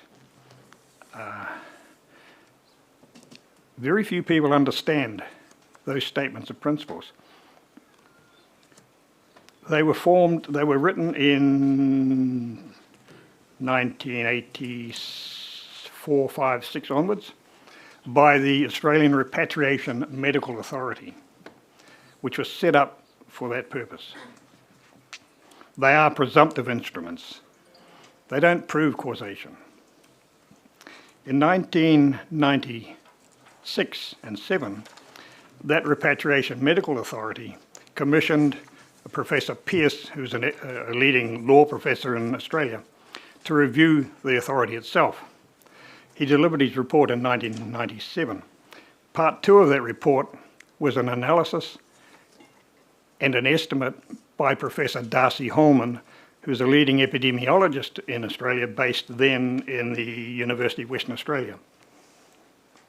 His analysis said that of all of those 360 plus conditions, only 5 to 10% of them, 5 to 10% of all claims that were approved using those SOPs could actually be attributed to their service. 5 to 10%. A very low hurdle indeed. He further said that for some of those health conditions, only as few as 2 out of every 1,000 claims that were approved could be attributed to service. That's something, whatever percentage that is, less than 1%. Now, as you know, normally in social legislation, the standard of proof is on the balance of probabilities, 51%. In our legislation, the standard of proof is 5 to 10%, a very low hurdle. Very few people understand that. What that means is that we have been granted an extraordinary level of benevolence through presumption. Presumption being the de facto standard of proof that bridges the gap between diagnosis and causation. It also bridges the gap between the beliefs of the veterans who make the claims and the uncertainty of the science. Very few veterans understand that when their claim is approved, it does not mean that it was actually caused by their service. It means that it has been benevolently attributed. 5 to 10%, a very low hurdle.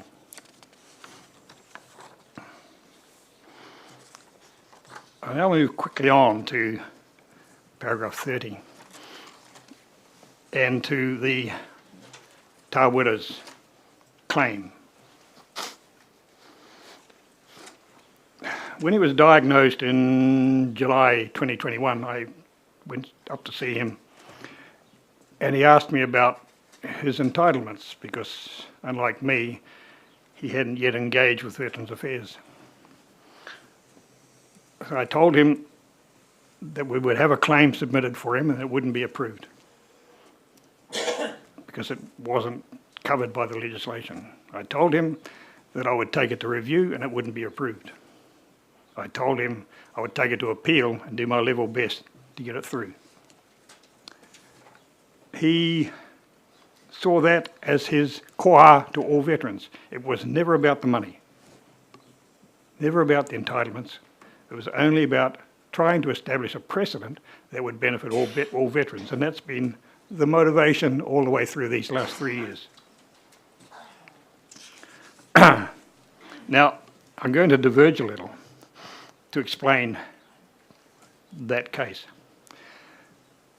I think all of you here today probably know that I don't subscribe to the Agent Orange narrative. Never have. Well, I have. But in the last few years, having done a lot of research, I've changed my mind and I don't subscribe to it. In fact, I think it's a myth. Having said that, it's a very powerful and a very useful myth that we veterans used. Now, I think at Tuahiwi I described it as a Trojan horse. One of the three instigators of the second wave of Vietnam veterans activism, Major Ross Miller, your boss, disputed my calling it a Trojan horse and said, no, it wasn't. It was an emotional driver. And I went, the Trojan horse had an emotional driver inside.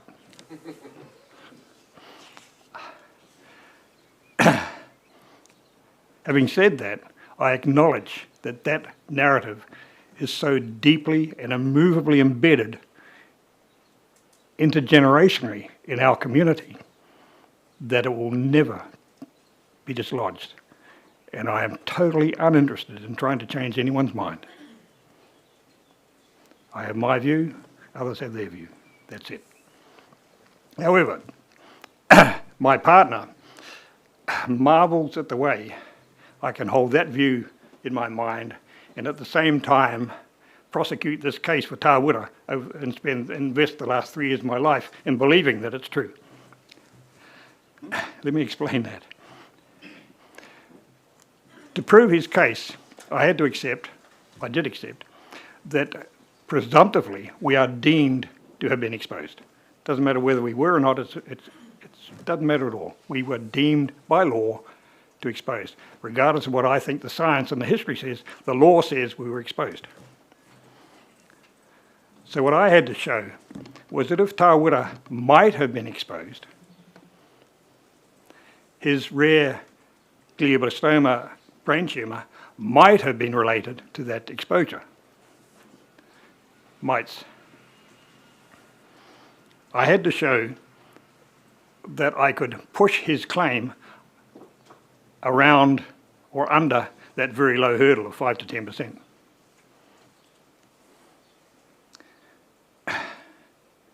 And I spent 3 years doing that. And my partner says, how can you hold one view in your mind and another view as well? And I'm going, well, it's been suggested, I think, at this hearing, that I might have a closed mind. I suggest that I've got intellectual schizophrenia. And that in fact I've got 2 closed minds.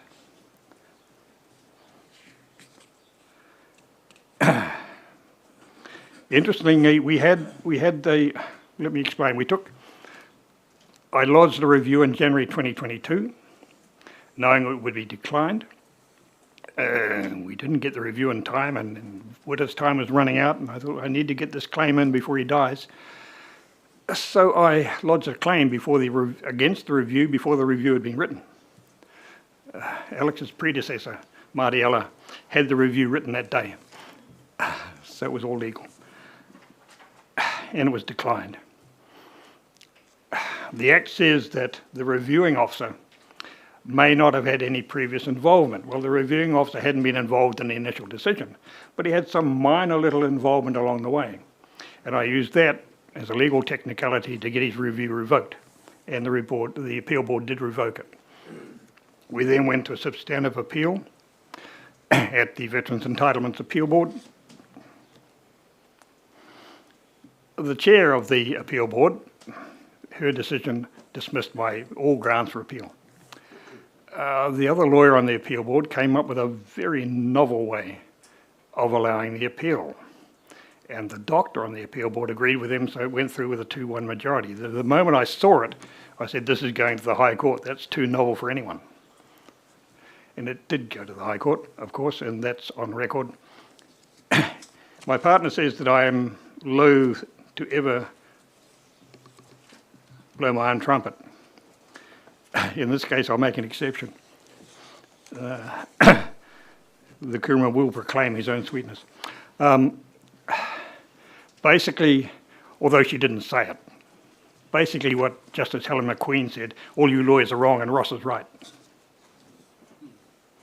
And the 3 grounds for appeal or 3 grounds for review that I put up and the 3 grounds for appeal that I put up, she said you must consider all of them. And she changed the order of those grounds. I'd sort of put up a primary one and then a couple that were sort of supplementary and speculative. She took one of those speculative grounds for appeal and raised it to the status of the main grounds for appeal.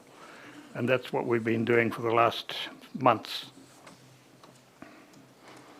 We went to the appeal board on the 20th of last month. It was an interesting session, wasn't it, Alex? The couple of things.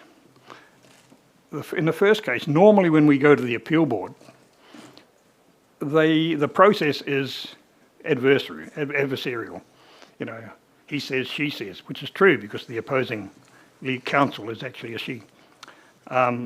This time around, unheralded, they adopted the inquisitorial approach, which took me by surprise, and I'm sure it took Veterans Affairs by surprise as well. They basically said, yes, we know what you're going to say, Ross, move right along. And then they spent most of their time grilling the Veterans Affairs witnesses. That was a big change. The other thing that I hope will come out of it is that for 2 years now, in this appeal and others, I've been pressing the appeal board to rule that the grounds to rebut claims must be beyond reasonable doubt. There are provisions in the Act which reverse the onus of proof. Like, we don't have to prove causation, they have to prove that it wasn't.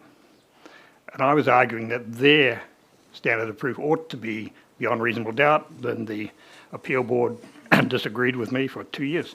I kept trying. At the last hearing, they advised me that they had looked up the case law, they had found a decision of the appeal court that had been endorsed by the Supreme Court defining what reasonable grounds means, and they were going to apply it to our Act. That's, to me, is a huge advance. We finally get some definition around that, and hopefully, and I'm looking forward to how they apply it to their decision when we finally get it. We won't get that decision, I think, for another 2 or 3 or maybe 4 weeks. It's a fairly complicated thing they have to write up. And Justice McQueen told them that this time around they had to provide, each of the members of the board had to provide detailed reasoning for their decision. So I think that'll probably keep them involved for at least 3 weeks. Following that, we then wait for up to another 20 working days to find out whether Alex and Crown Law are going to take us back to the High Court on points of law. So it's not quite over yet.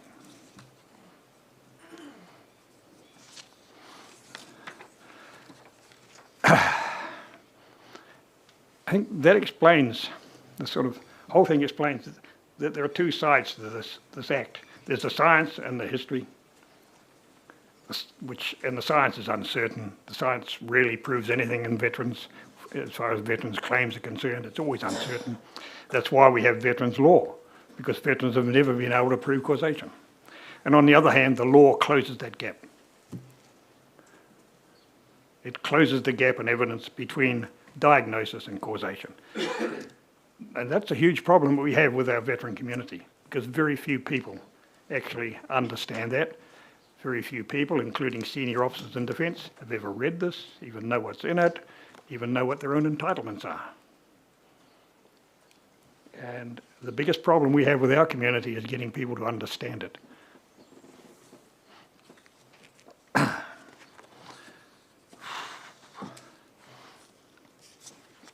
Moving on. I mentioned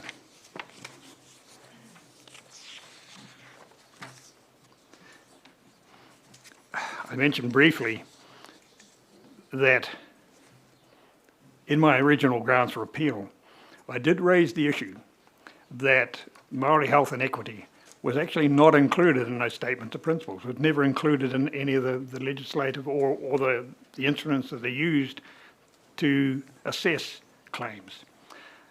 I let it slip. I let it go by because I figured I was focusing on the main grounds for appeal and I didn't want to divert attention from that.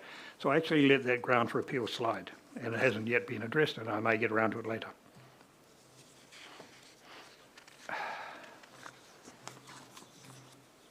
So getting to the Act. That was at paragraph 50. Paragraph 54, treaty and tikanga for the next generations. I mentioned that I lead the RSA's Advocacy Advisory Group looking at this legislation and advocating for a complete, independent, legally and scientifically and historically competent review of the Act. When I looked at it, I was looking at ways into this kaupapa. How can I do it? And I've been, Hank Emery and I have been following the development of tikanga in the law. We've followed the High Court, the Supreme Court consideration in Ellis and Tāpous and Tāhead and his contribution to that. We followed the writings of Justice Sir Joe Williams and Justice Christian Whata and others. And we thought that the tikanga should be incorporated into this Act, and it would actually help us with some of the cases we're considering. And I mentioned it's long been part of Te Opikatua, the New Zealand Defence Force. And in fact, I think the Veterans Affairs have adopted the strategic framework from the Defence Force, Ki Aikea, which is the bicultural framework. So we're saying, well, why not incorporate that into veterans legislation as well? What is it that we think is wrong, is inequitable about the Act? Well, we've been developing a number of case studies about inequities in the Act, things that we think are inequitable. The one that I'm really emotionally attached to is about the widows, paragraph 64. The widows in my generation, Scheme 1, are able to access surviving spouse pension, even if their husbands who have operational service did not die of that operational service. The widows in the next generations, their husbands have to have died of the operational service. That is totally inequitable. Those widows are divided by a date, the 1st of April 1974, the day the ACC Act came in. It is totally inequitable. We're working with about 5 widows at the moment from the next generations who are disadvantaged by that inequity. And if we can change anything, we will change that.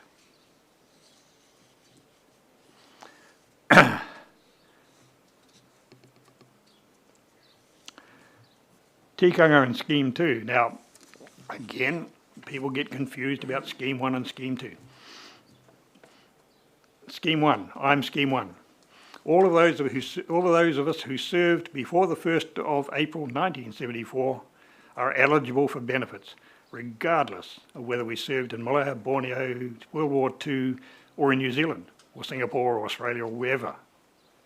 We are eligible for benefits. There are different levels of benefits, but we're all eligible. Those who served after the 1st of April 1974, only those who have operational service are eligible. Those who have routine service, the rest of them, thousands of them, have been sent off to ACC. ACC is a shocker. We had one Scheme 2 person who we helped through to ACC. He was an infantryman who had injured his back, as you know, spending long hours, daylight to dark, with heavy pack, rifle, boots, over broken ground, jumping and running, and had seriously injured his back.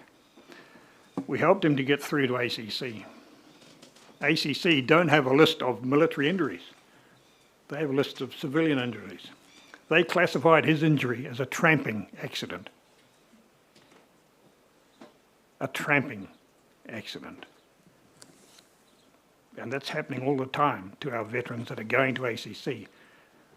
Their military-caused injuries and illnesses are being classified according to a civilian scale. It doesn't work.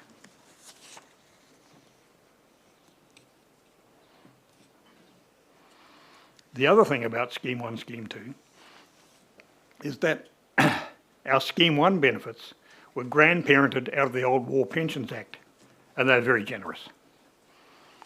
And in fact, some extra benefits were added to it for us Vietnam veterans. For instance, it was mentioned this morning that for a list of initially 5 conditions, now 7, the moment we are diagnosed with one of those conditions, we get an ex gratia payment of $40,000 for hypertension.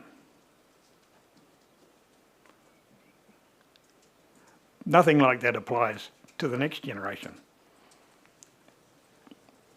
If the veteran has died, who had hypertension or whatever has died, his widow gets $20,000, I think, an ex gratia grant. Nothing like that applies to the next generations. I keep telling my generation that we're the best served generation ever. They don't believe it.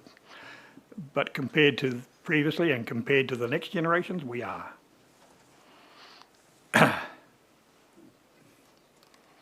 So there is an equity between Scheme 1 and Scheme 2. The Scheme 2 benefits don't match the Scheme 1 benefits. They're different. And they're nowhere near as generous as ours. There's the first inequity. The second inequity is that most of them get sent off to ACC. And I have used the tikanga principles of whanaungatanga and mana to explain that. And all of those who are here today know what that means. That the fact that all of those people have been sent off, sort of exiled from the whānau, is deeply hurting.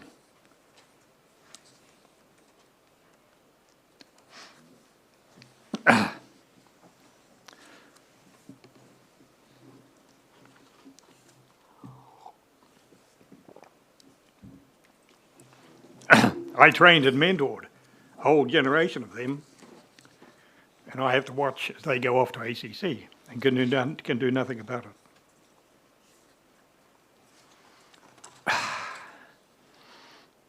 And looking at it over the last few days, I thought, well, there's another tikanga principle that might apply. Air resolution. In this Act, it states that when we lodge a claim, we get an answer, yes, no. When we lodge a review, we get an answer, yes, no. When I lodge an appeal, I get an answer, yes, no. For the no, there's no resolution. I want a yes, but. Yes, but there are other ways that you can resolve your issues. How might that be? Well, in response to some of the kōrero that came up when the Nepeta brothers were here about whānau advocacy, I said to myself that day, I said, Eka, I've got a live claim, haven't I, Alex? And it's in support of a widow and her 2 tamariki of a serving soldier who died in 2018. I'm a whānau advocate. And then I reflected, and I thought, we're doing that all over the country, the RSA, supporting whānau. And we're not paid to do it, we're piecemeal, we're underfunded, but we're doing it. And I thought, well, if we were properly funded, we could just extend that service and resolve a lot of these issues. The other one that came to me was, as you know, there is already a model that works. As you know, in 2006, 7, whenever, the government set aside $30 million and set up the Vietnam Veterans and Families Trust. And that's been operating since then. It's operating well. I know most of the trustees. It's been using the interest to disperse grants for a huge range of things. A few years ago, 3 of us were supporting a widow who had been bequeathed PTSD and a big debt by her ratbag husband who worked for us. She was in trouble. We went to that trust. We got a large emergency grant and wiped her debt. In fact, last year, my own daughter went to the trust and got $4,000, I think, to renovate her wharea. That trust is working. Now, if the government could set aside $100 million into a separate trust for all veterans and their whānau, that would work too. The model is already there. Department of Internal Affairs is already administering it. It's working well. And $100 million set aside into a trust like that is fiscally neutral. It doesn't disappear. The capital always stays there. It's just digitally generated new money anyway. It would work. Mr. Crown.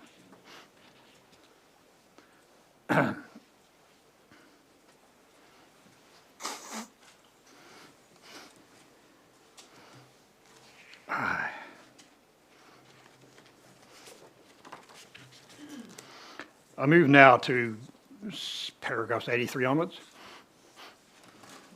The Veterans Advisory Board, which is a statutory board set up under the Act to advise the Minister, has already addressed the Scheme 1, Scheme 2 issue. It carried out a wide consultation amongst veterans, came up with a report that recommended that we all be called a veteran. I'm in two minds about whether we be called a veteran. It's become a divisive term because of the Act.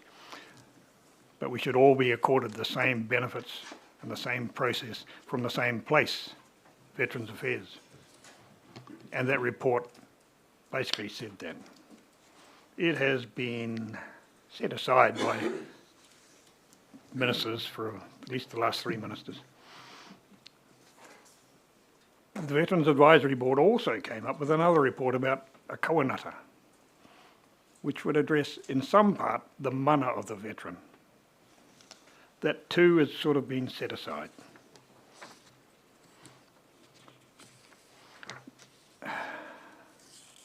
And those reports are in the record, sir.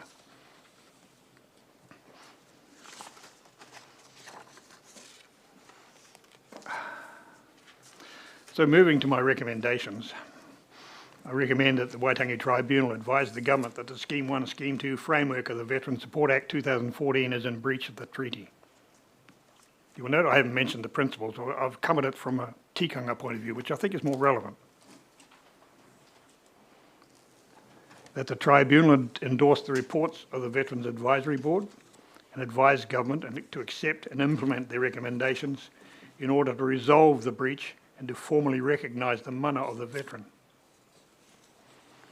That as a matter of priority, the Minister for Veterans be urged to commission another in-depth independent review of the Veterans Support Act 2014 with a wide remit to consult RNZ-RSA, other veteran support organisations and veterans and their whānau, and to recommend further amendments to the legislation and that consideration of te tiriti and tika be part of the terms of reference.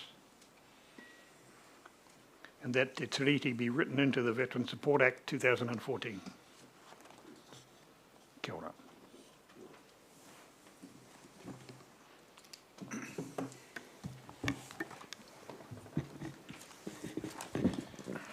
Thank you, Major Hemona. I have a couple of follow-up questions which slightly digress from the content of your evidence today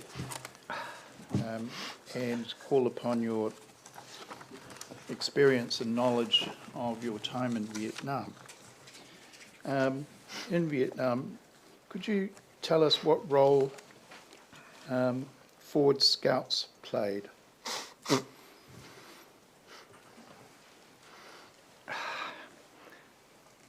I've noticed in testimony to the tribunal that the Forward Scout has played a big part in a lot of that testimony, and I employed 6 of them in Vietnam. I totally relied on them. They were my eyes and my ears and my intuition as well. But I think that role needs to be put into perspective. So I'll explain how my platoon worked, which is mostly how the other platoons worked as well. I had 3 sections. In order of march, a lead scout, cover scout, a corporal section commander, a machine gunner, number 2 on a machine gun, a lance corporal, section 2IC, and about 4 riflemen. One of the riflemen was armed with a M79 grenade launcher and a bag full of grenades.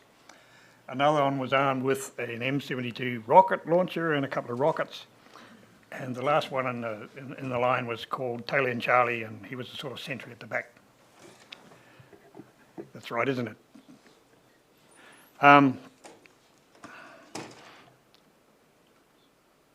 The section commander worked with those 2 scouts.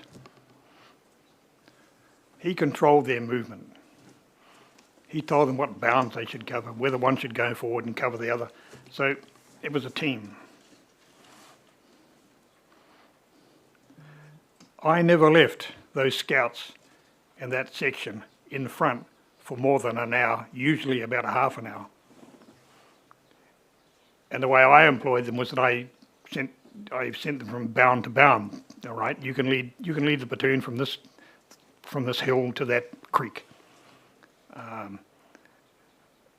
And I made sure that I rotated the sections and the scouts so that they never got overworked, they never got overtired, and their eyes and their ears and their intuition was always spot on for me.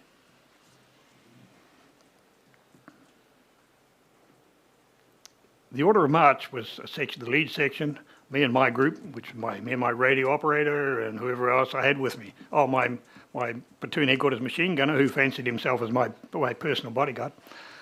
I might have a mortar fire controller or an artillery forward observation officer or whoever I needed with me at the time, maybe an interpreter. There was the next section, and behind them was my platoon sergeant and my platoon medic and whoever he had with him, an assault pioneer and my useless batman. And then behind them was the last section. That's the order of march. Was both scouts under extreme stress? Yep. Were they in danger? Yep. Did we leave them in danger too long? No.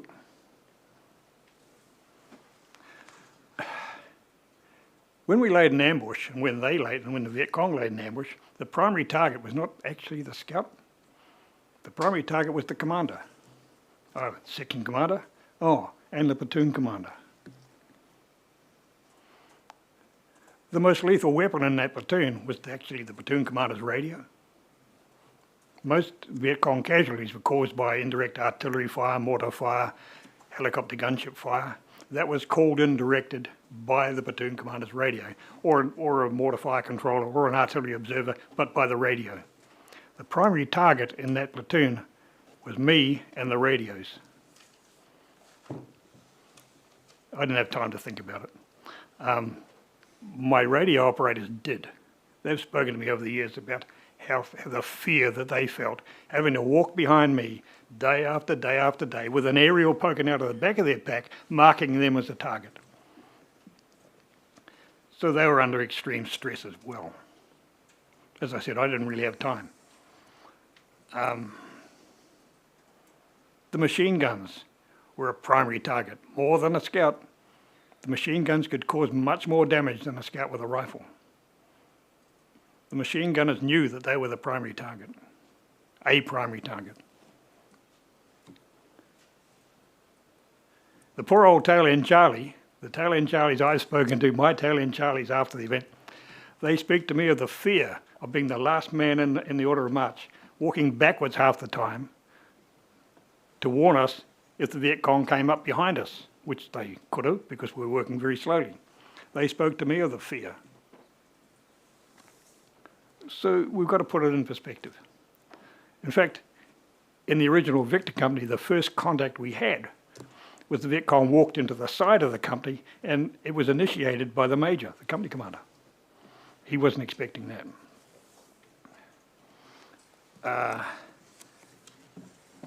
That's the role of the scout. Thank you. Thank you. Just one last question, if I may. How many Māori platoon commanders were there, in your knowledge, in Vietnam? It was me, John Marsh, and Witta Gardner. Of the 27, and a few rotated, maybe 30 platoon commanders that served up there, 3 of us. 2 of us were in the same company. There were 2 other Māori in those battalions. One was our admin officer, so we had 3 Māori in the one company, 3 Māori officers. And Jim Brown, that was Joe Walker. Jim Brown was the 2IC of another one of the rifle companies. So there were 5 of us who served in the rifle companies, 3 of us platoon commanders, 3 of us Māori in the same company. I'm the last man standing. Thank you. No, please, sir, those are my questions for now. Thank you. Mr. Harmon, yes.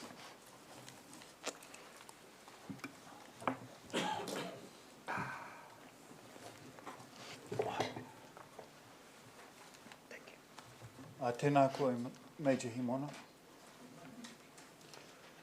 So I understand that you may not have had the opportunity of running through the hard copy of the supporting documents, but can I ask if you have been able to have a bit of a scan of them since? As you're well aware, I've read some of them before, but I have scanned them, yes. Okay. Sorry. So,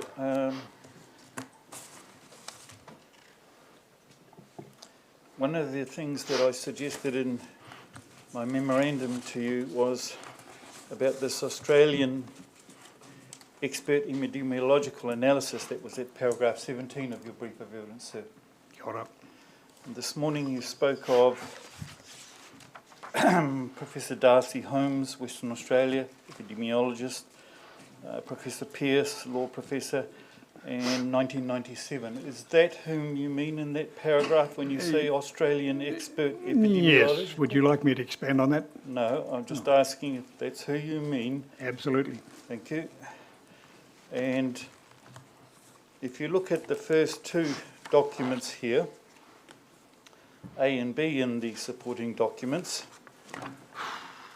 which are Deborah Hansen from Department Veteran Affairs USA, document A, and the other one being the original and the peer-reviewed medical article of Professor Al Rowland, Louise Edwards, J.V. Pod, which was on the record in this inquiry as the content of it at least, is document A1, the genetic damage to Vietnam veterans. It was headed. Did you read that document A1 before you put this brief together? Which is the Massey University thing? That's correct. Document A1, genetic damage. Oh, yeah. It's not in the bundle, it's on the record of documents. Yeah, the elevated sister chromatid exchange. No, that's a separate medical one. That's the Massey one. You're asking if I read the Hansen document? No, I'm asking, well, I will ask that then. Had you read that article? No. Thank you. Had you read this globally, internationally published version of document A1? That's called document B in my supporting documents. Document B, elevated system. Yes, I hadn't read that particular article, but I have read in depth the original report from that study. You understand the difference between a published in Massey University and a published in an international peer-reviewed journal? I do indeed. I am scientifically literate, thank you. Do you hold any science qualifications? No, I don't, but eminent scientists have long said that science is not about facts, it's about thinking scientifically, and almost anyone can be taught to think scientifically. I have been taught.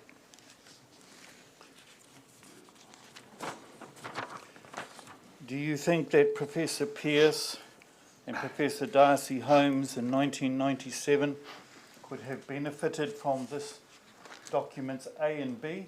No, I'll tell you why. No, I'm not asking that, sir. I see you don't want to know. No. Sir, with respect, the witness should be permitted to finish answering the question. I think he did. And there was, whether there was a supplementary question coming, we'll wait and see. Kia ora. Thank you.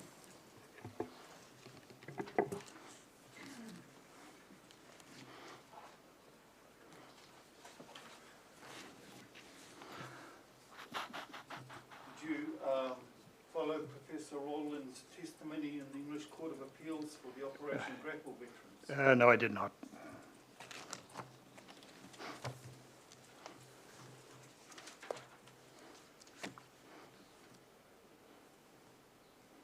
Have you been privy to the... Sorry. We have on the record here a joint submission from the Royal NZ RSA and the Vietnam Veterans Association. I tabled it at Tonohopo. It got entered on the record afterwards, subsequently.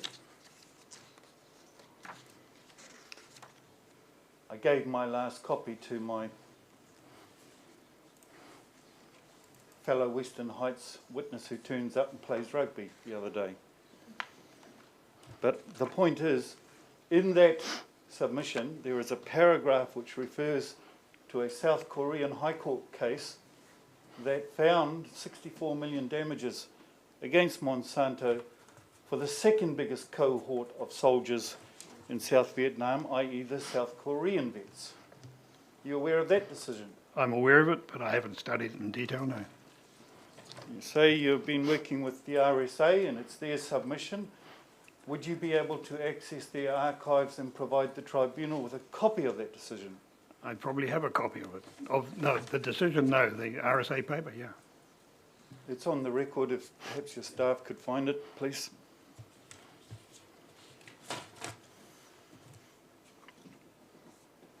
You'd accept that the possibly, maybe you do, you don't. One of the first tenets of scientific analysis is observation. And measurement. Now, there's got to be 1, 2. You'd accept that? Your eyebrows seem to indicate yes. Absolutely. Thank you. 31% death rate at age 61 of your company. What's the observation one makes when compared with 2013 analyses and stats that say in the civilian street it's 13% for the same males, the same persons? What's the observation one gets from such a disparity? Would you agree it's got to be some explanation here? Is that a scientific assessment, or is it your own? I'm asking an observation. What's the initial observation for the disparity? So, Mr. Harman, those facts that you've just presented us with, where did you obtain those facts from?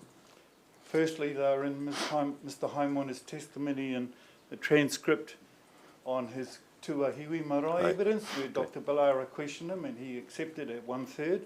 Secondly, they're there in the supporting document bank materials. Just bear with me, Your Honour.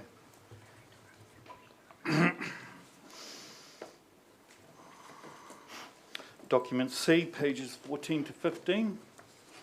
Perhaps I would like to turn to that, please, Major Himona. Document C. It's page 14 to 15. 14 to 15. It's double-sided, I'm sorry. Yes. No, thank you. Is that the Victor Johnson document? That's it, that's correct. Aye.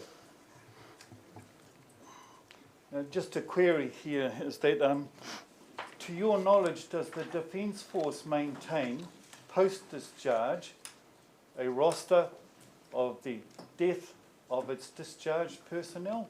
I don't think so.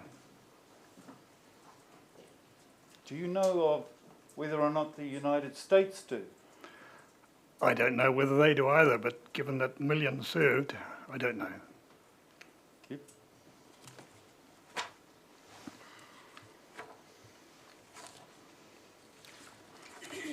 until today, when you scan through this booklet, if you have a look at document E at pages 28 forwards,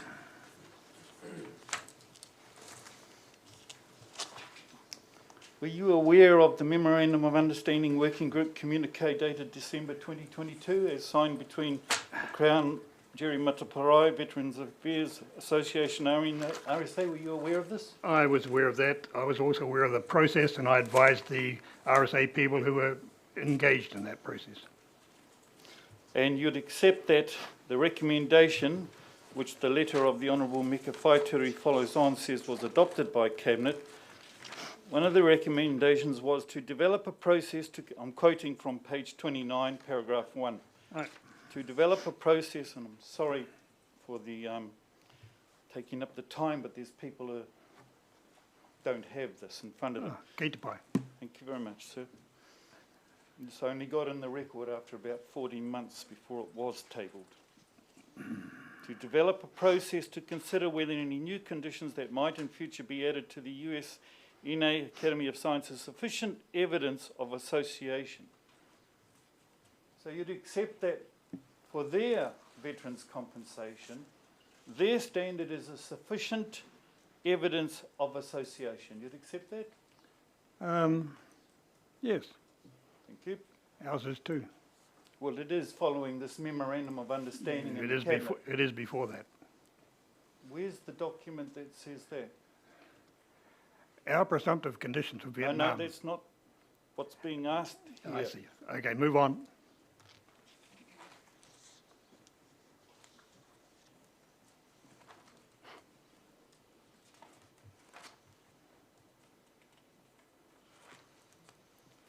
Were you aware of the document known as the,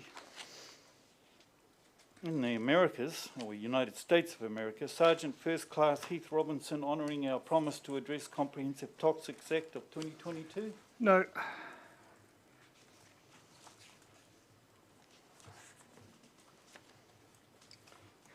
Looking at your brief, you use the word generations here. Yes. As I'm just getting clarification here, we're not talking biological generations, are we? We're talking generations of cohorts of soldiers. Yes, exactly. Thank you very much.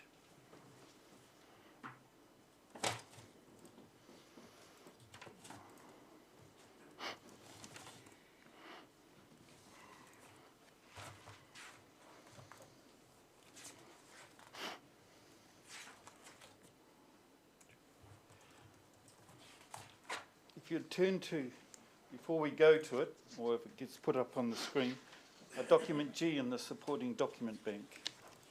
Page? It's page 96, 97, 99, 98. Now I'm asking, Your Honour, if it can be that it doesn't go up on the screen. Now I spoke to the, thank you very much. So that's at page 96, 97, no? Yes. I understand That's that they are on the record. Yes, they are. People can hack things in the atmosphere, and Mr. Ellison, the grandfather whom I represent in my committee of client veterans, asked me to request that. That said, there's nothing redacted here. Now the question here that I'm leading to, I have a few minutes, is under the current VSA, and even under the War Pensions Act,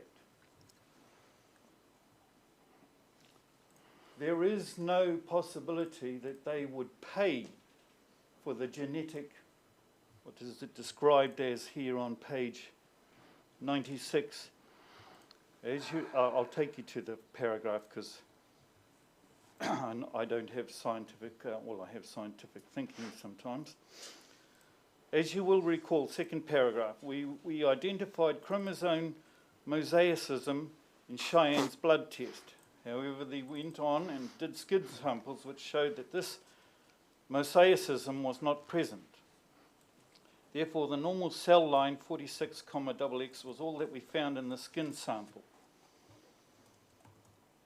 So just as a major a sort of kind of background to this.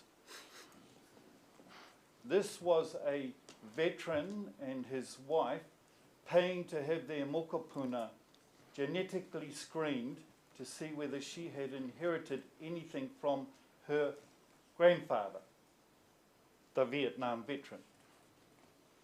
And this result was alleviating his mind that he had nothing to do with the list of formations and malformations here. But the point of the question is, why did they have to pay for that? And why isn't genetic testing and screening for future generations available under these pieces of legislation? You need to ask someone else.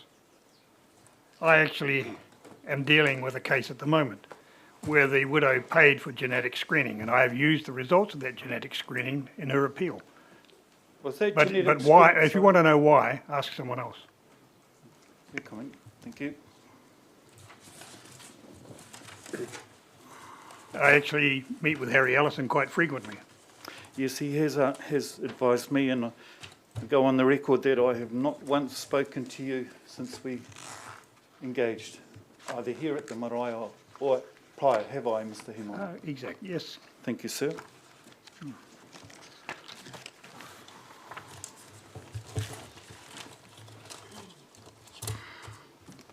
I have no further questions. Thank you, Mr. Harmon. Mr. Allen.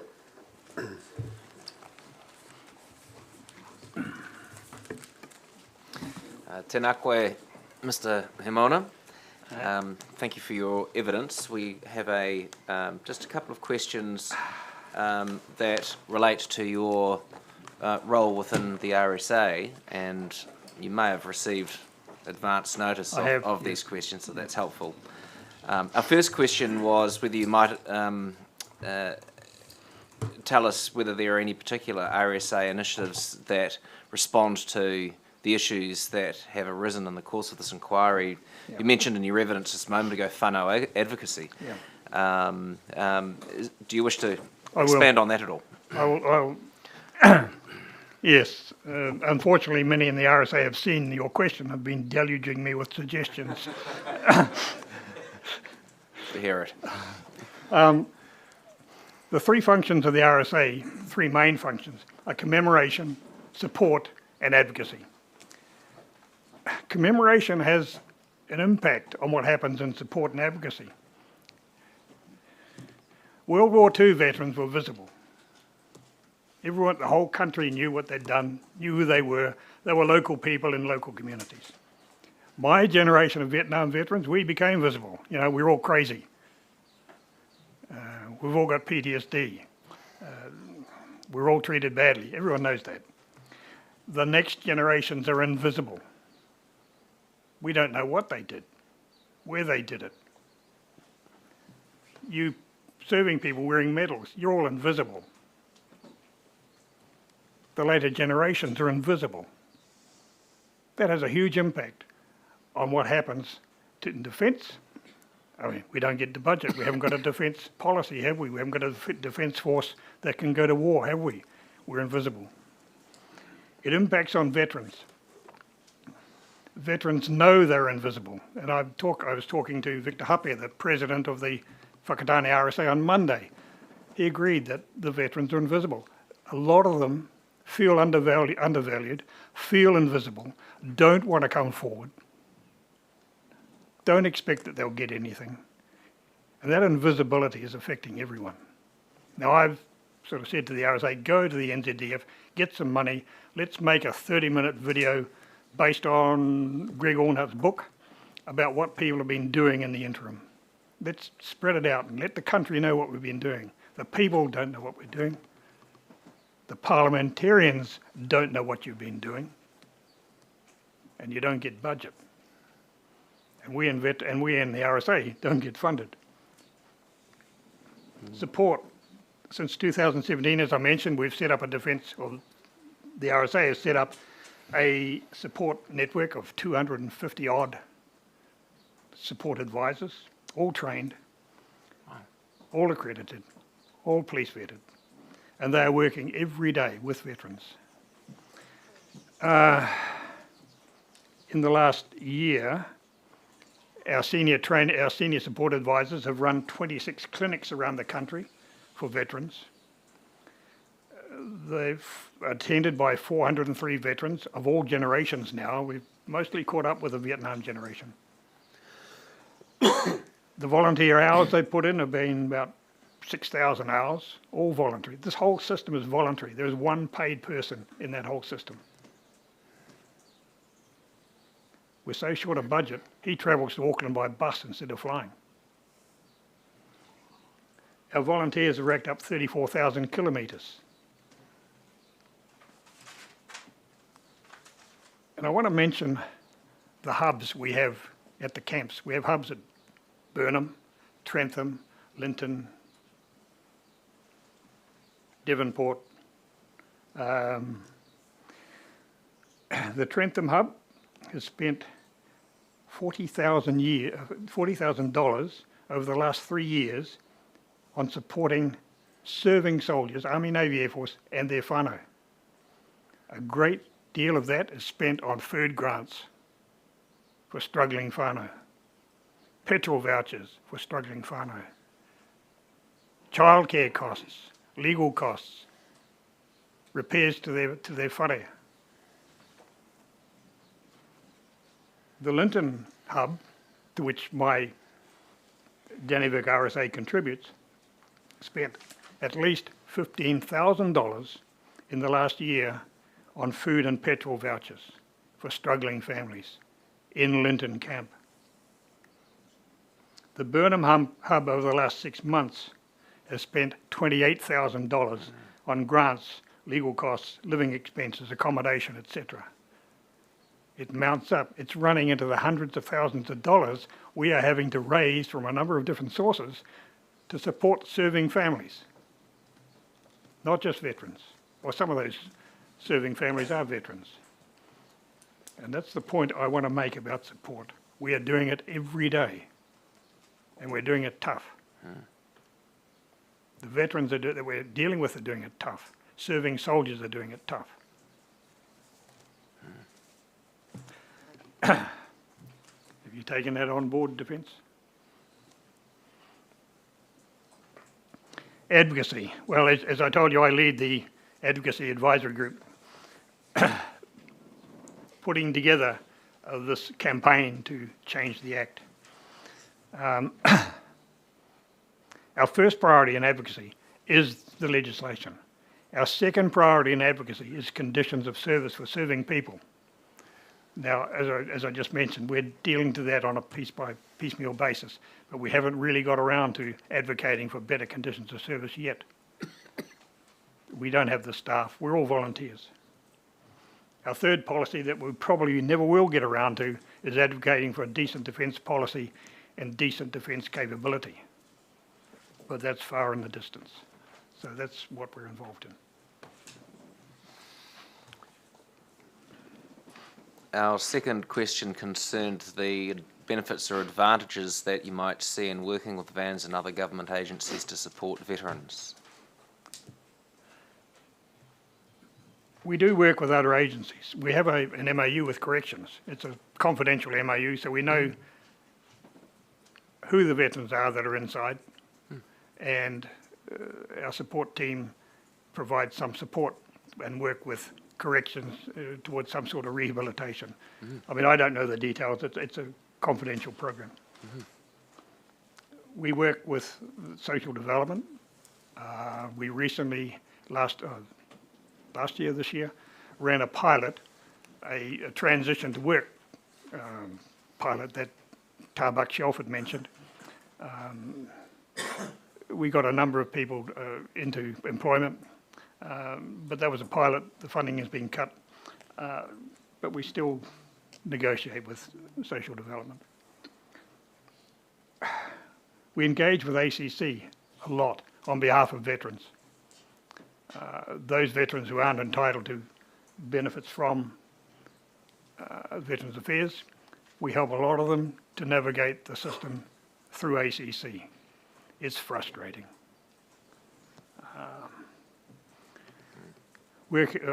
before I get to Vans, I was speaking with Victor Hape here in Whakatānea.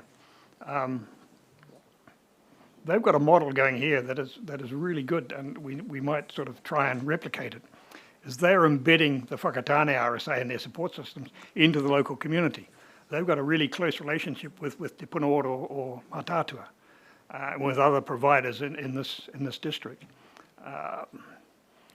So at the local level, I think we can do a lot more about integrating with local organisations, not just the national ones. Veterans Affairs, yes, we work with Veterans Affairs. I meet with Alex occasionally.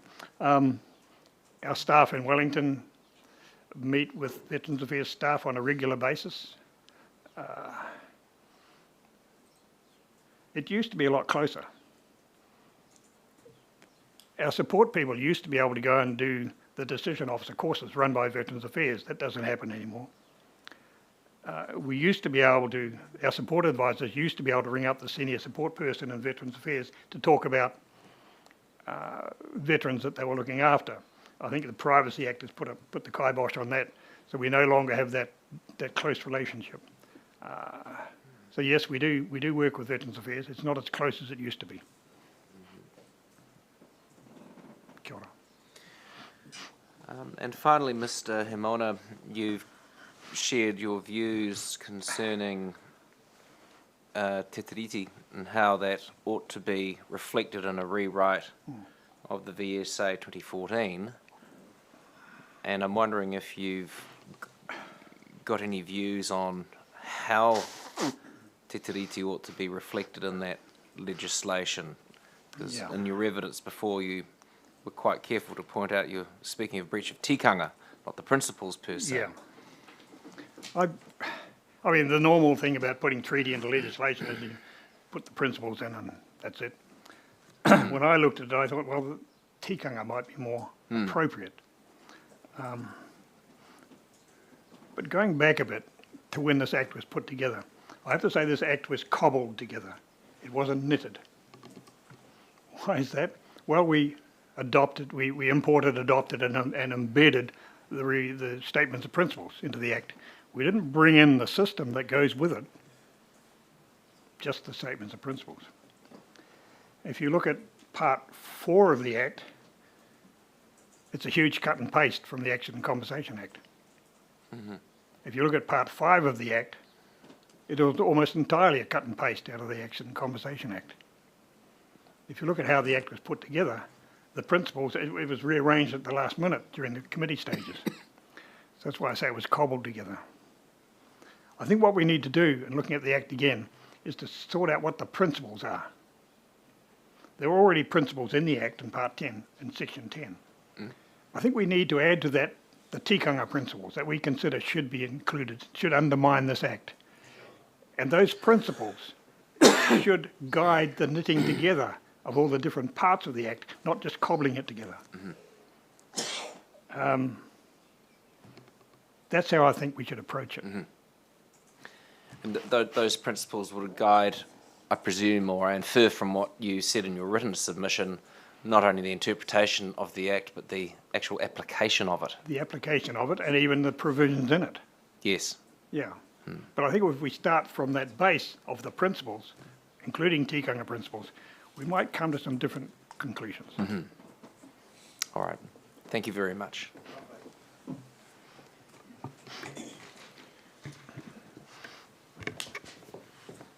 Kia ora, Grant, any questions?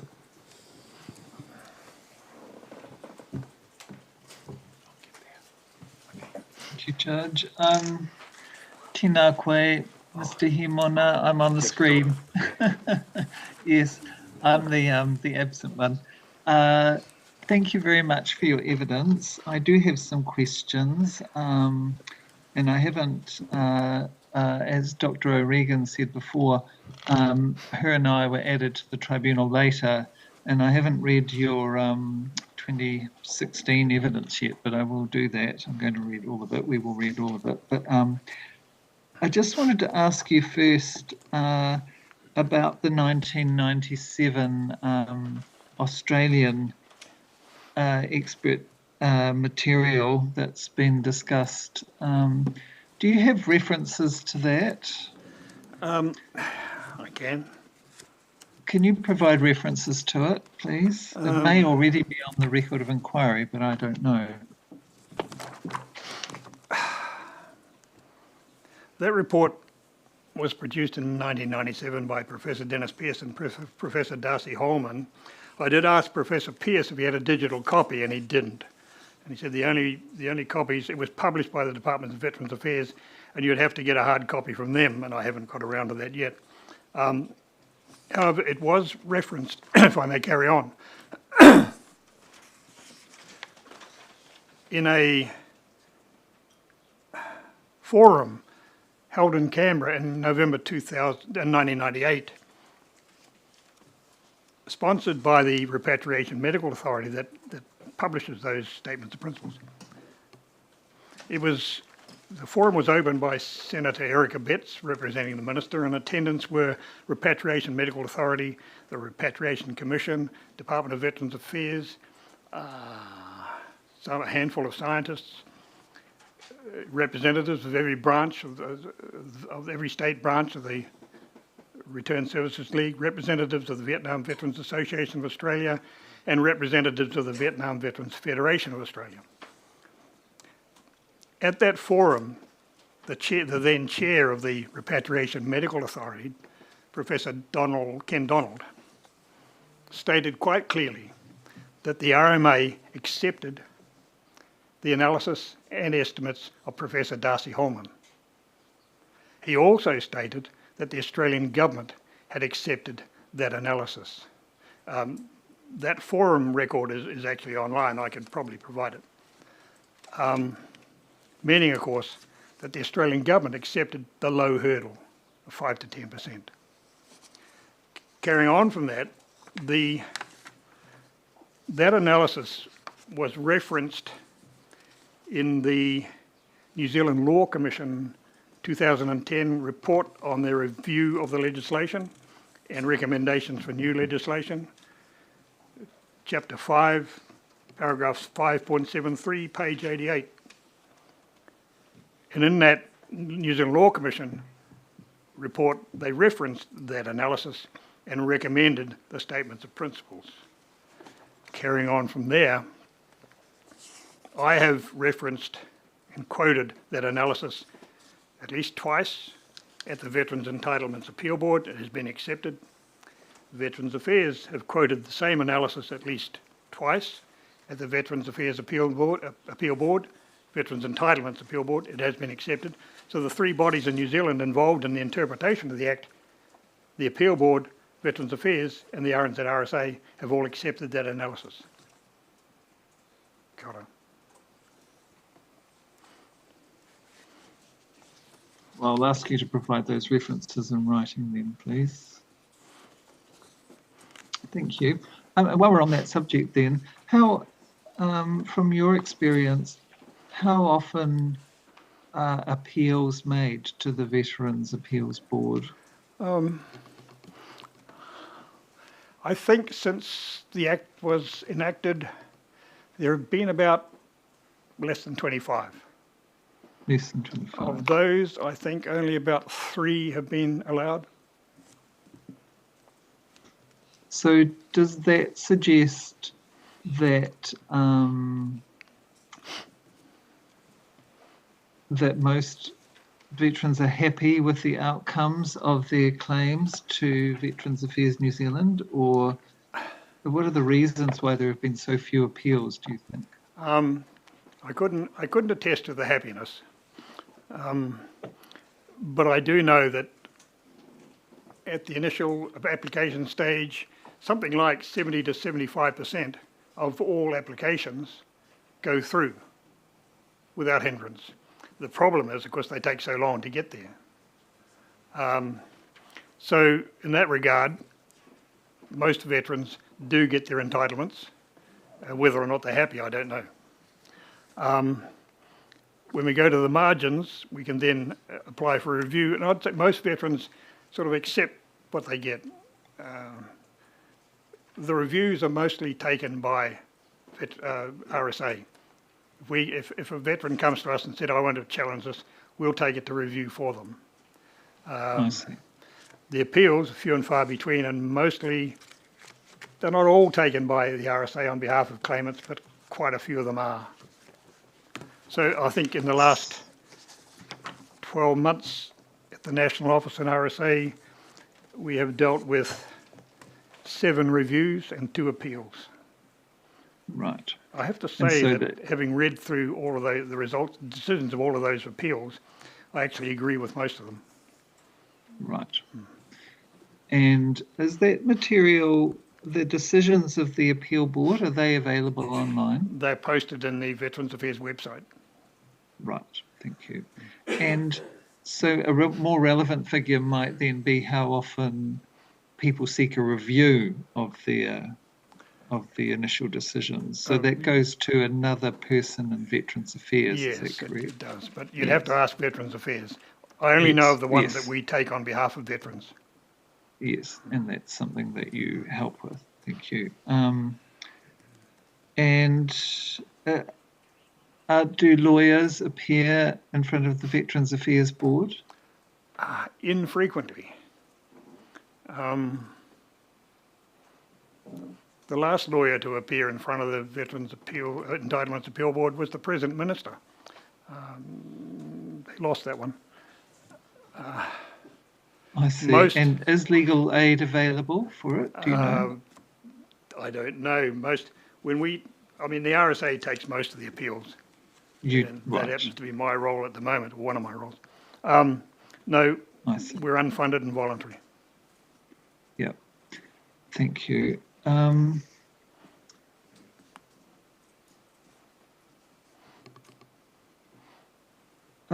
Now, this issue of correlation and presumption that you discussed in your brief of evidence, in paragraph 5, you suggested that those two matters of correlation and presumption were deployed also not just for the 2014 Act, but also in the previous legislation, the War Pensions Act 1954, but that not many people knew that. Yeah.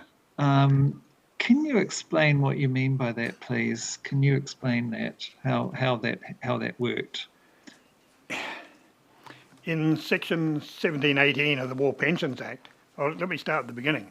The War Pensions Act was actually more benevolent. In one way, was more benevolent than the current Act. It was open-ended and discretionary. In this Act, we have a whole list of prescriptive conditions. Section 1718 of the War Pensions Act were pretty wide open. They allowed for the benefit of the doubt to be given. They required the Crown to prove that something wasn't caused by war service. The problem with the War Pensions Act and veterans is we didn't understand it. We thought it wasn't as generous and benevolent as it was. Experts told us don't change it. We did. There's a lot to unpack in that. Yeah. I don't know how much time we have. I might ask you a question in writing. Would you mind answering a question in writing about that? I prefer to do it now. I just think I might be able to get a more detailed answer if I put it in writing. Should we try it out? Okay. Why, if it was more generous, why was there such condemnation in that review that the Law Society, not the Law Society, the Law Commission did? And if it was so generous, how is that so in fact? Like, was any condition at all possible? Were the same kinds of pensions offered? I don't know enough about it yet. Can you explain it, please? The pensions that were offered were generous and benevolent. In fact, they were grandparented into the current Act for Scheme 1 veterans. Brigadier Brian McMahon, who was the Director General of Medical Services, and then later served on the board of Monticello Veterans Home, advised the RSA vehemently, do not change the Act. He also served on the War Pensions Appeal Board. He said the Act has got everything you need in it. It can be amended to be updated. The real problem with the Act is that you veterans do not understand it. Perhaps I should reply in writing, but we Vietnam veterans carried out a decades-long campaign against the administration of that Act without actually understanding the Act. The Americans and the Australians switched their campaign and campaigned against the administration of the Act and had matters fixed by 1994. It took us another 20 years because we didn't understand the Act as it was.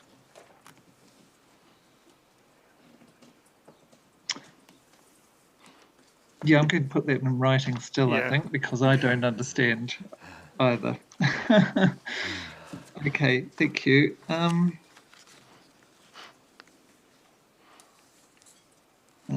And then you've talked, my other question, two more questions. One was about the entitlements under the different schemes, but you've already explained that in your oral evidence.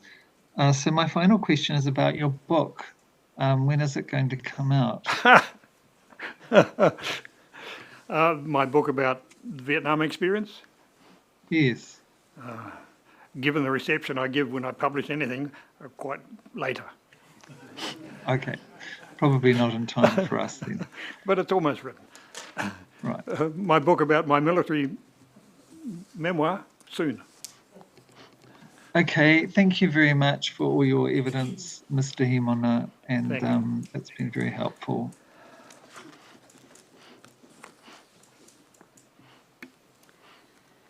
Tēnā koe e te matua, tēnā koe o koro I te raki nei. I agree with Dr. Phillipson. There's a lot to unpack in here, and also noting that this is the first time I've been able to hear your evidence in person as well, having only recently joined the panel. I'll start with you made mention of the role of the kumara.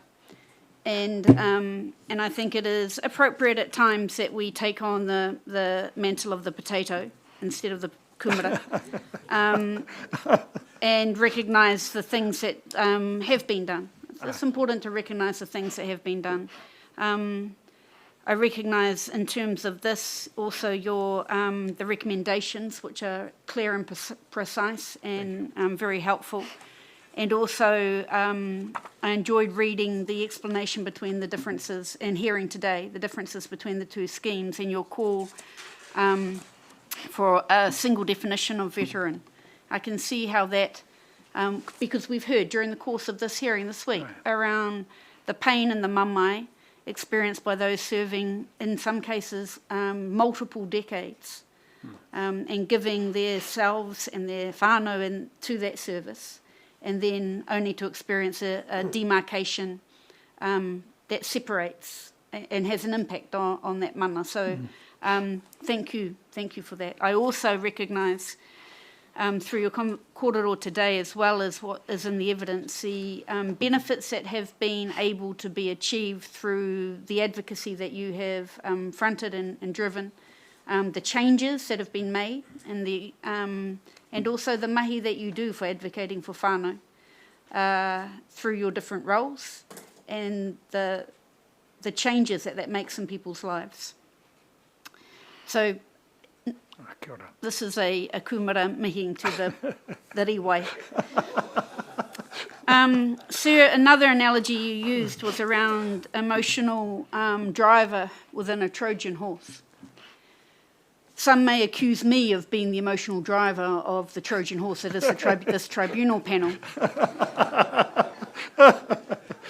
And given that I haven't benefited, despite my lineage and those of scientific and medical realms within it, I haven't benefited from the teachings that you have, but I have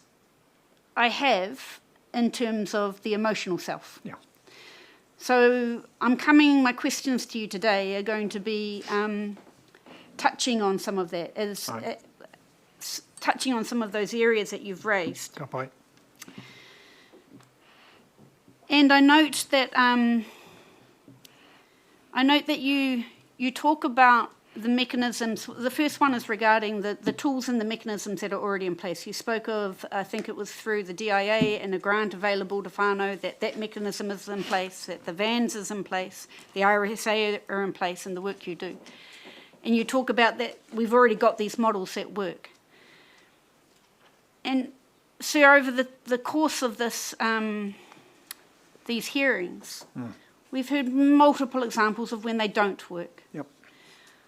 And whilst you, even in the last response, talk about the numbers of applications made and those that go through the review, and that you yourself are advocating for those positions, I put it to you, sir, that they don't work well enough if so many people are still experiencing negative outcomes, don't know about them, have trouble accessing them, and then have to go through those processes. That simply being okay is not good enough.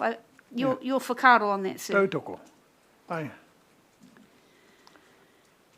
In our support services, RSA support services, we're forever trying to reach out and connect with veterans and their whānau. We know sort of roughly how many there are. We know that we haven't even touched the surface. So many of them feel that they don't feel that they would be welcome in the RSA. So many of them feel that approaching Veterans Affairs is not worth it. So many of them just don't know. And we don't even know who they are or where they are. We have no idea. I mean, we've talked with Veterans Affairs about establishing a database so that we can know who they are, where they are, and can connect with them. And that's probably the first step. But it's very difficult. We do our best, but we can't connect with all of them. I'm so glad I asked the question, because in your presentations there, and I know that you talk about the advocacy work that you do, but sometimes it came across at different times as sounding like the complaints that are made by many of those who have raised their complaints aren't justified because the mechanisms and those tools are already in place and you're doing a good job. And I wondered whether or not it was an emotional reaction because of the hard work that you're doing, where do you feel personally affronted or troubled when people raise the inadequacy or the challenges against the RSA or against the vans? Is that hard for you to hear? I can't speak for vans, but we acknowledge that mamae out there. We acknowledge that there are criticisms of the RSA. I think we need to understand what the RSA is. It's not a command model. It's a confederated model. Each of these RSAs, local associations, responsible to themselves. And we're working with them. And they are the ones that need to work in community to raise awareness. It's a long, hard slog. I mean, it has been raised publicly that a lot of the public think that RSAs are just booze barns. They don't realise that our core functions revolve around support. We have to change that perception. A lot of our RSAs have got very few veterans in them, and they're just clubs for other people. So we've got a lot of work to do to change perceptions, and it's really difficult, and we haven't got the funding to do it.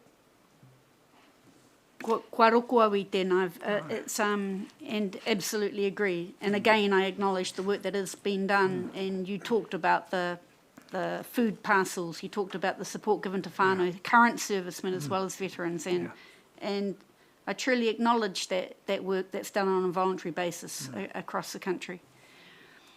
Another question, so thank you. Another question I have, and again, it may be in the delivery of the evidence, but in your time in Vietnam, and again, I've mentioned that I'm not of a scientific nature.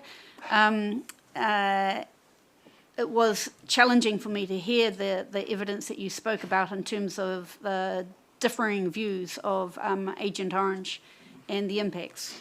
I'm going to put that to the side, but ask around your time there. You seem to have, when you were giving the examples of the different roles and the impact experienced by different people in different positions in the platoons, you expressed some concern about perceptions of fear or trauma associated with those different roles. So did you feel somewhat affronted or attacked at the fact that people might see their different roles as having different levels of danger exposed to them? Because I don't understand why you went through the expressing the different levels of danger that were experienced by different people in the platoons when traumas. Yep. Yeah, so yep. Shall I go into the long explanation? I think that's a long explanation, but I'll do it. Fear and death.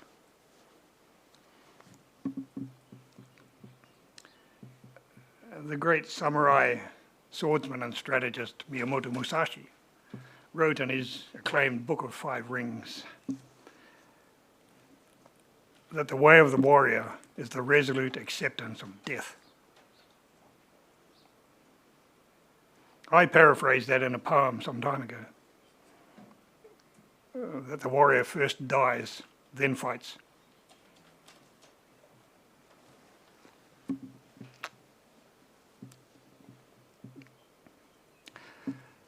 All of the rifle companies in Vietnam spent at least 80% of their time outside the wire, out on no man's land.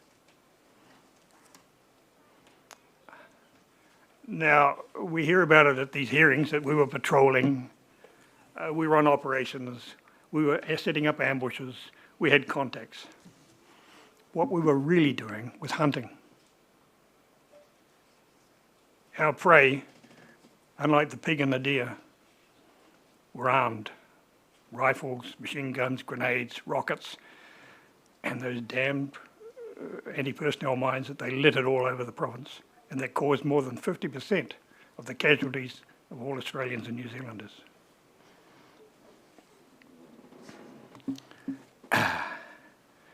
We knew, back in here,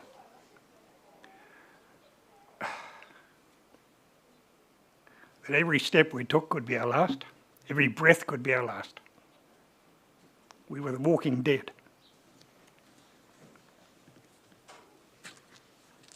And we all knew that, regardless of our position in the platoon.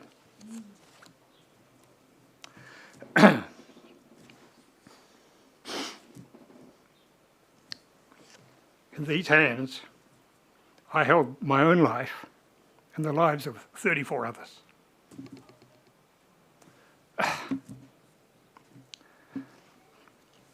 My decisions, minute by minute, hour by hour, day by day, affected those lives depended on those decisions.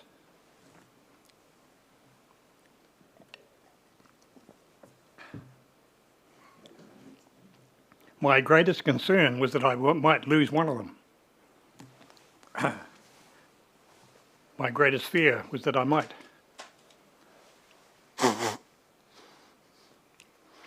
We all made it out alive, in my platoon anyway.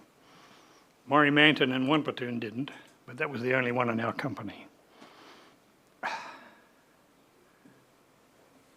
When we came out, we went to reunions, we helped each other.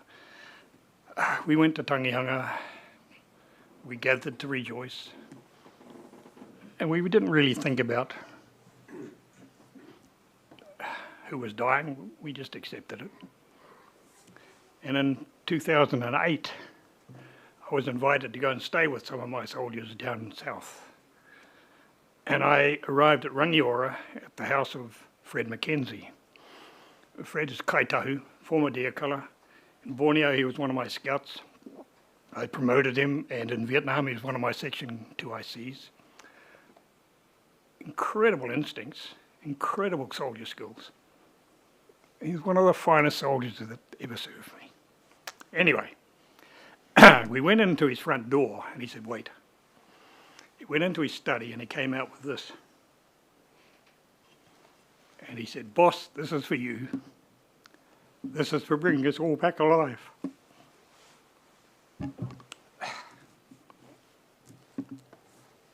That's what's important to us. I do object to my soldiers' statistics being used to try to impugn my reputation. Ask my soldiers what they think. Kia ora. Tēnā koe. Me te ataho hoki o tērā te ika kahue I Ōrika. I know the importance of the pounamu and what it represents. And it's a beautiful testimony to you as his leader. My question, sir, and thank you for sharing that, because I understand that fear and trauma is relative. It doesn't matter that somebody was, another person might assess it as being more, somebody might have been at more or greater risk. What you experience and what you feel, however, is what's going to impact your own personal trauma and that of your whānau. And hearing the testimony from others today, from others during the course of this hearing, reinforces that if they felt they were in more danger or that they were doing certain roles that were at risk, that is something that is to them. You carried the weight of all of your platoon, as you said, in your hands, and that is a heavy weight. But they all spoke to me later of their fear. Yep. I get, so I'm again glad that I asked that question, because I didn't want, I wanted to be sure that you weren't suggesting that somebody who had a personal experience of trauma and fear, that was being minimised because others were perceived to have different roles and be put more at risk. Aye. E maramana, you see why Marama. I'm asking my question? Marama. Aye. Thank you, sir. And after that, this is going to seem like a very minimal question. My final question to you is around we've asked previously around this and haven't had much of an explanation, but I think you may know more. And that is to the extent of what the benefits are available for a veteran's pension against an ordinary, you use the term superannuation with a few benefits. Yep.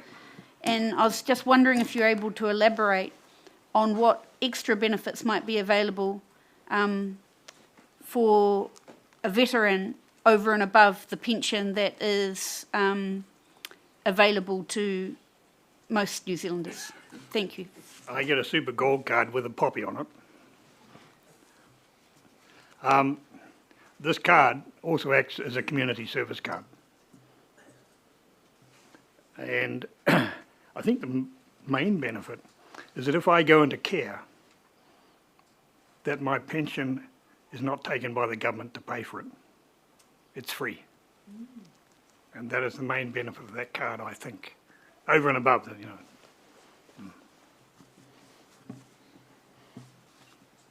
I did say that was my last question, but do people automatically qualify for a veteran's pension, or do they have to apply? If you have qualifying operational service, you have to apply. And the Department of Social Welfare has a special veterans pension unit in Wellington, and it's very quick. And also the wives of veterans who qualify also qualify for the veterans pension. To the best of your knowledge, does the New Zealand Defence Force, when you're leaving the service, do they proactively inform the servicemen around their eligibility for those pensions, like to apply? No idea. No is the answer. Okay. I only ask that, sir, because, again, a number of people who have presented during the course of this hearing have said that they weren't aware of their entitlements. I mean, I've had to coax and inform fellow officers to go and do it because they didn't know. Thank you. Nei rā te mihi atu ki a koe, te matua. Tēnā koe. Tēnā koe, Major Himona. Sir. Well, a number of my questions are gone now, which is good. Think of some more. I've got two or three. I just wanted to come back to, well, thank you first of all for clarifying for us, if we go back to the platoon in the jungles in Vietnam, and Tāpau and I were following carefully as you laid it out for us by section, who all the members of the platoon were, and I can see that there were about 35 in a platoon patrolling. The full strength mine was 35, yeah. And I appreciate now just the stress that must be on every member of that platoon, notwithstanding yourself as the commander. Coming back to the lead scout, however, how far out is the lead scout in the platoon? It depends on the terrain, but never beyond the cover of his cover scout. They worked as a team. They never went beyond the range where they could cover each other. The scouts never, the section commander never let the scouts go beyond the range of the machine gun that could cover them. Right. So no, they didn't go out too far. And is the platoon following in single file? Or? Well, mostly, of course, in the jungle and up there, it was mostly single file, but I did on occasion have to go into open country formations. Yeah.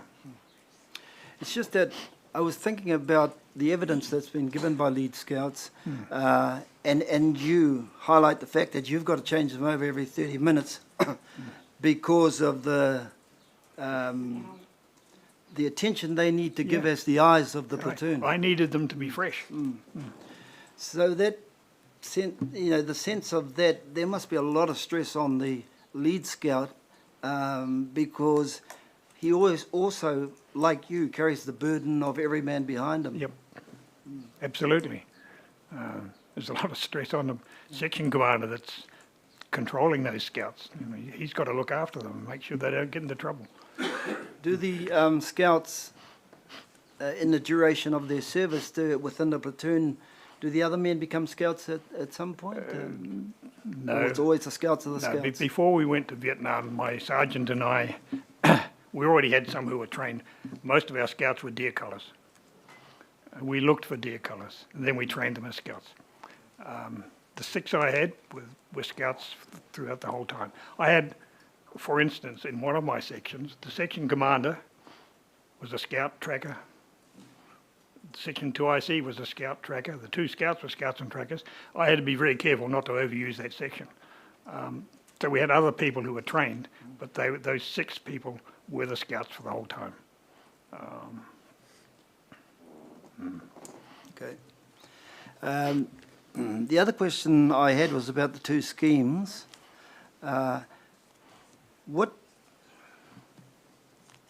Those who have had routine service who don't fall under Scheme 1,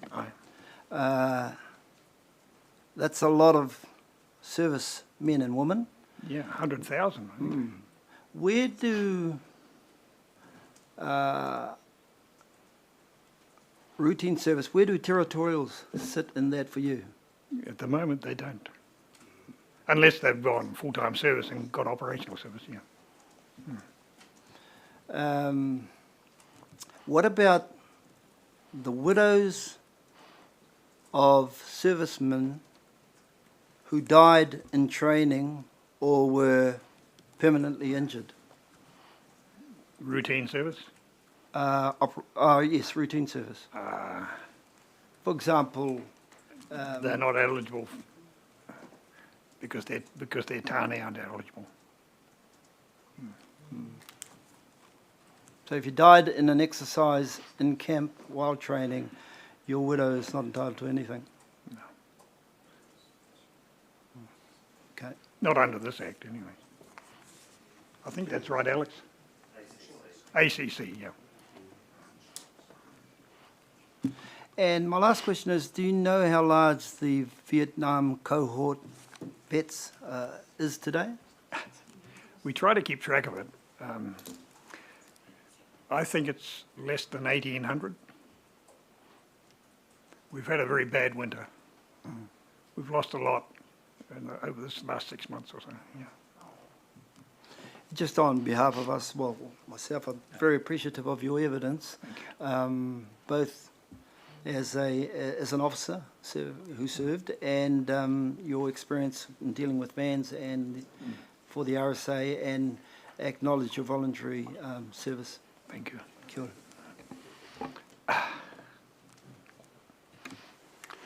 Ka aore aku pātai engari he mihi, Major. Kia ora. Kia ora. Kia ora, Major Hemona. Just listening to your evidence and obviously reading your brief and hearing some of your snippets along the way, you clearly know your way through the system. Would You that could be say fair that, yeah. assessment? I think so, yeah. And we've heard on many occasions how there are a lot of vets who don't. Yep, that's a problem. Yep. Yeah. And many vets are giving us examples about inability to get hearing aids and inability to access the benefits that they might be entitled to. Yep. And you don't have that problem because you know your way around it. I personally don't have that problem. No. In our district, Wairarapa, Hawke's Bay East Coast, we're pretty sure we've found all of the Vietnam veterans and winkled them out of the bush and got them into the system. There may be a few that are still hiding. I mean, some of them have just gone bush and we never came out. We think we found all the Korean veterans. We think we found all the Navy people. We're now working with Bosnia, Timor, Afghanistan, and we're having problems there finding them, but we've got a lot more coming in. And we've heard you're writing a book, and we wonder if via your counsel and to assist this tribunal, if you could assist us, assist all the RSAs around the country, assist Veterans Affairs by essentially writing a guide to practice as to how to access these benefits. Veterans Affairs are going to pay me at my rate to do it. I don't say that lightly. No, I know. Because it's a real issue. Yeah. And if there was, your guide to practice in every RSA, in every Veteran Affairs office, which if a vet came in, they could just simply give and say, follow these steps. Yeah. This is how you get a hearing aid. This is how you get dentures. The first step is find an RSA support advisor. Yeah. Would you be able to help us in that regard? I'll ask the RSA. They may have something like that. Yeah. I think that would be most helpful. Tēnei te mihi atu ki a koe mo tō kōrero ki o mātou. Tēnā. Sir, I just had one question and re-examination, which may in fact be redundant. Major Hemona, you were asked a question by my learned friend Mr. Harmon, the content of which touched on the death of your soldiers, presumably in your platoon. Were you aware of anything to do with their deaths? Now, you may have already answered that question. I'm just checking with you. I actually kept the database, the roll, for the First Victor Company for a couple of decades. I knew pretty much who died, who was sick, where they were. 5 or 6 years ago, I handed that over to a younger member. He keeps me briefed on what's happening, who's sick, who's dead. with our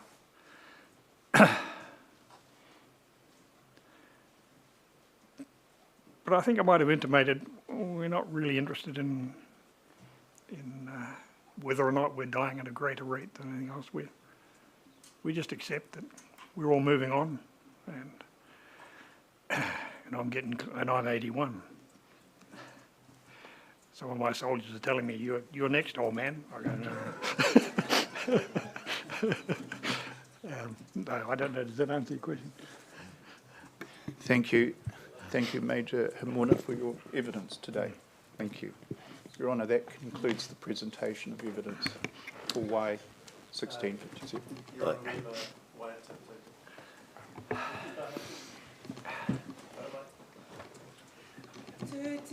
Ai ngā iwi, tātou tātou e. Tūtira mai ngā iwi, tātou tātou e. Ai a te maramatanga, me te aroha e ngā iwi, kia kota patahi, kia kota ira. Tātou, tātou e. Tātou, tātou e. Hai, tēnā koutou.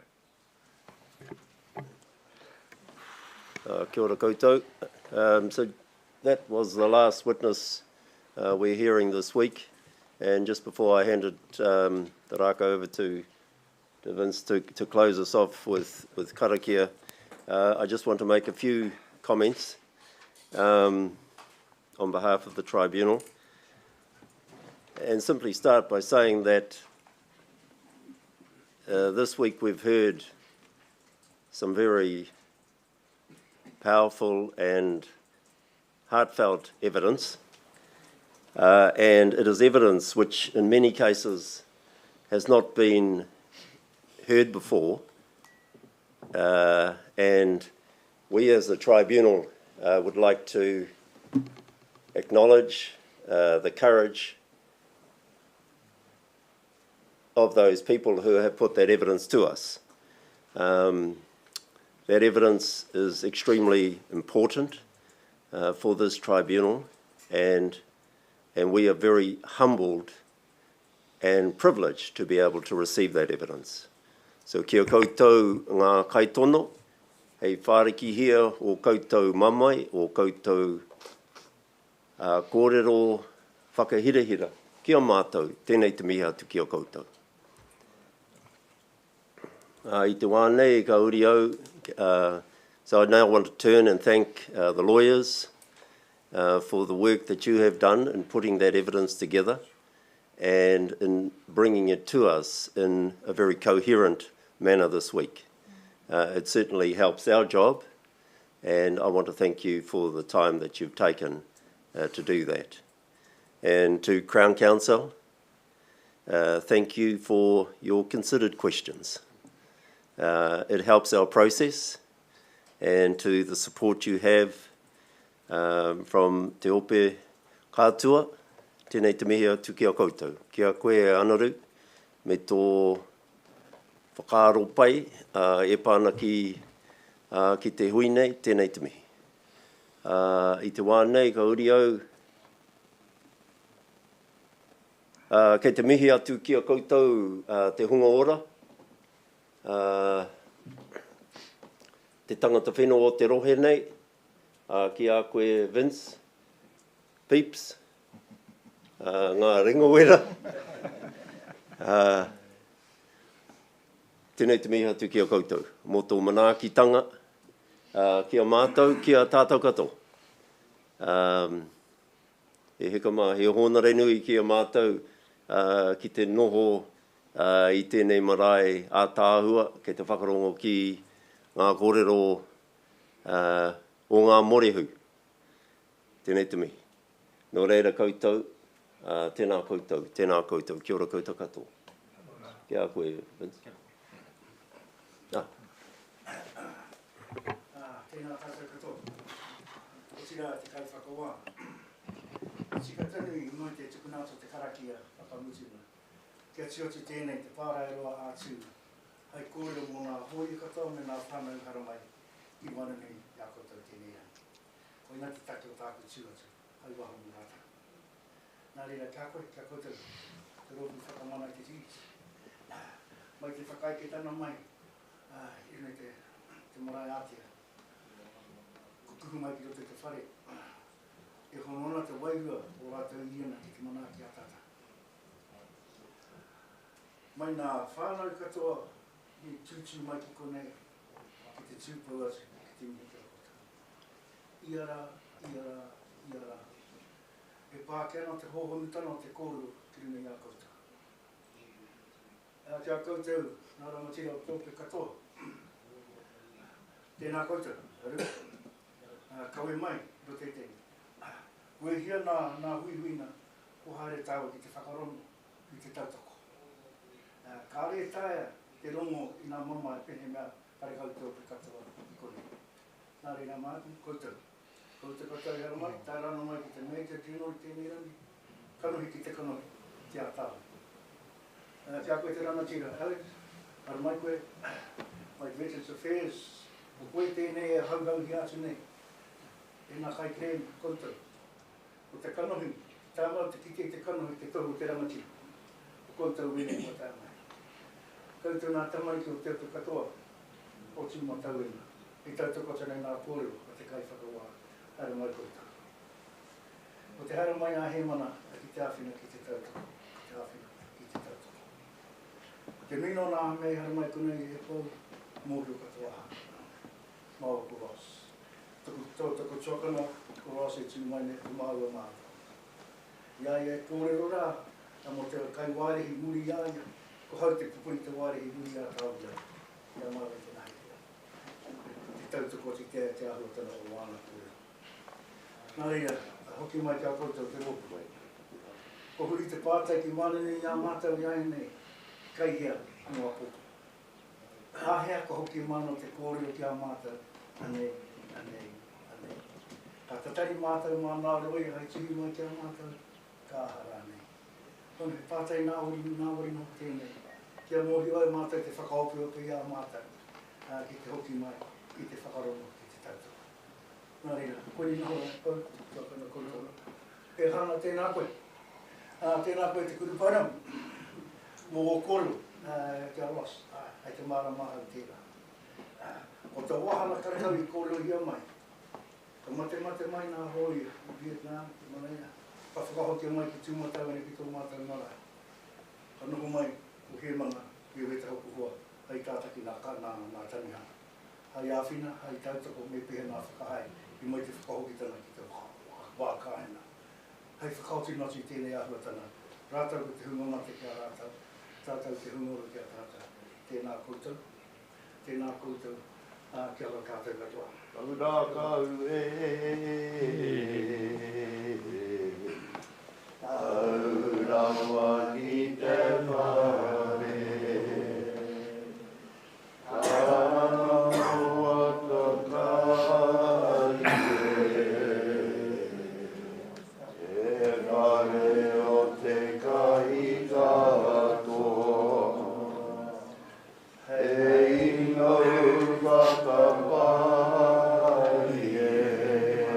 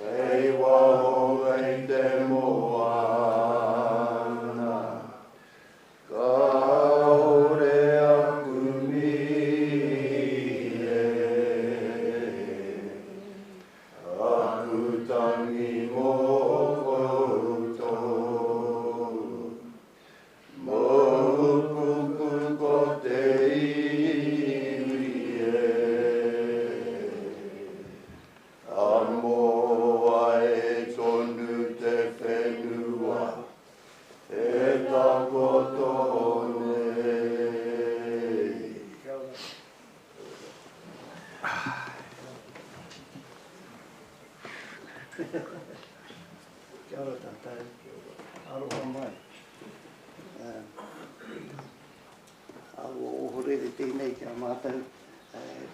O koutou mutu mota mai i a tātou. Hoena.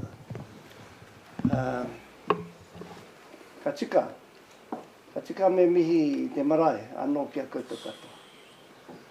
Ko tai te wā, ka pōhiri tia tātou i a tātou anō. No reira, ka nui nā mihi kia koutou katoa. Tuatahi ki nā hoi, koutou e hara mai nei ki te marae. Whakatakatohi o koutou mamai kia tae e tātou katoa ki te whakarongo ki wēra o nā kōrero. Ka mihi nui kia koutou katoa. He taumaha ke tēnā i te wā mātou e whakarongo ana. Anō reira, koe nei te mihi nui kia koutou. Tai atu kia koutou te traipingara, ka mihi kia koutou katoa. Koutou i haria mai, heria mai tēnei kaupapa ki rungi i tēnei tō tātou marae. Ka mihi nui kia koutou katoa. Nō reira, ko tai te wā ki te poroporaki. Hoki pai atu koutou i tō koutou haerenga, ta whiti atu ki koutou kāinga katoa. Nō reira, i runga i wina ka whakapuare anō nā kuha o tēnei marae kia koutou. Kaue no tauiwi koutou. Hara mai anō ki tēnei marae o tātou. Me kira e tangata whenua anō koutou i tēnei wā. Nō reira, ka mihi nui kia koutou katoa. Kare e tōro aki i nā mihi kia koutou. Huri no tātou katoa. Tēnā koutou, tēnā koutou, tēnā koutou katoa. Here's a representation from our kitchen. My wife. Me vai ta tata. Okay. E te tau, he wawata tēnei, aue, haere rana,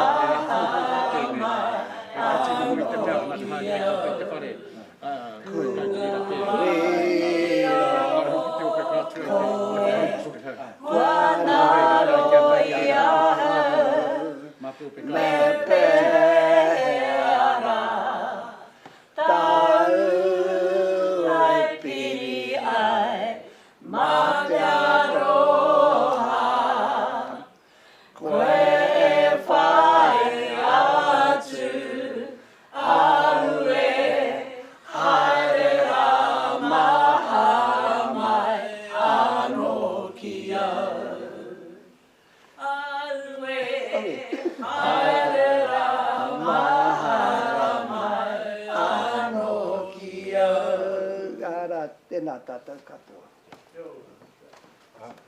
Waki tumutuna o tēnei rā, ka muri i tēnei, ka karanehia koutou, kia noho tahi, kai ai tātou, kia hiki te tapu i rungu i tēnei, te taumahatanga o tēnei kaupapa. O reira, mā koe whakamutu i tēnei wāhana, ki te karaki. Mai e te tupua, mai e te tahito, mai e te kāhui o nā riki, mai e tāwhiwi atu ki Aorongo. Tūturu Aorongo whakamaua ki a Tina. Haumi e, hui e, hai.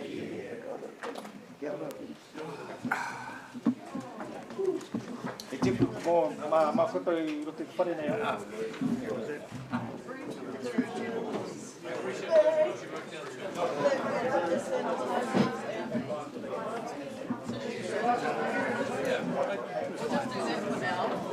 Until we can see if you're on table stuff, so we'll do the tabletop thing. Why you doing it? There's something around to do it, that's it. That's all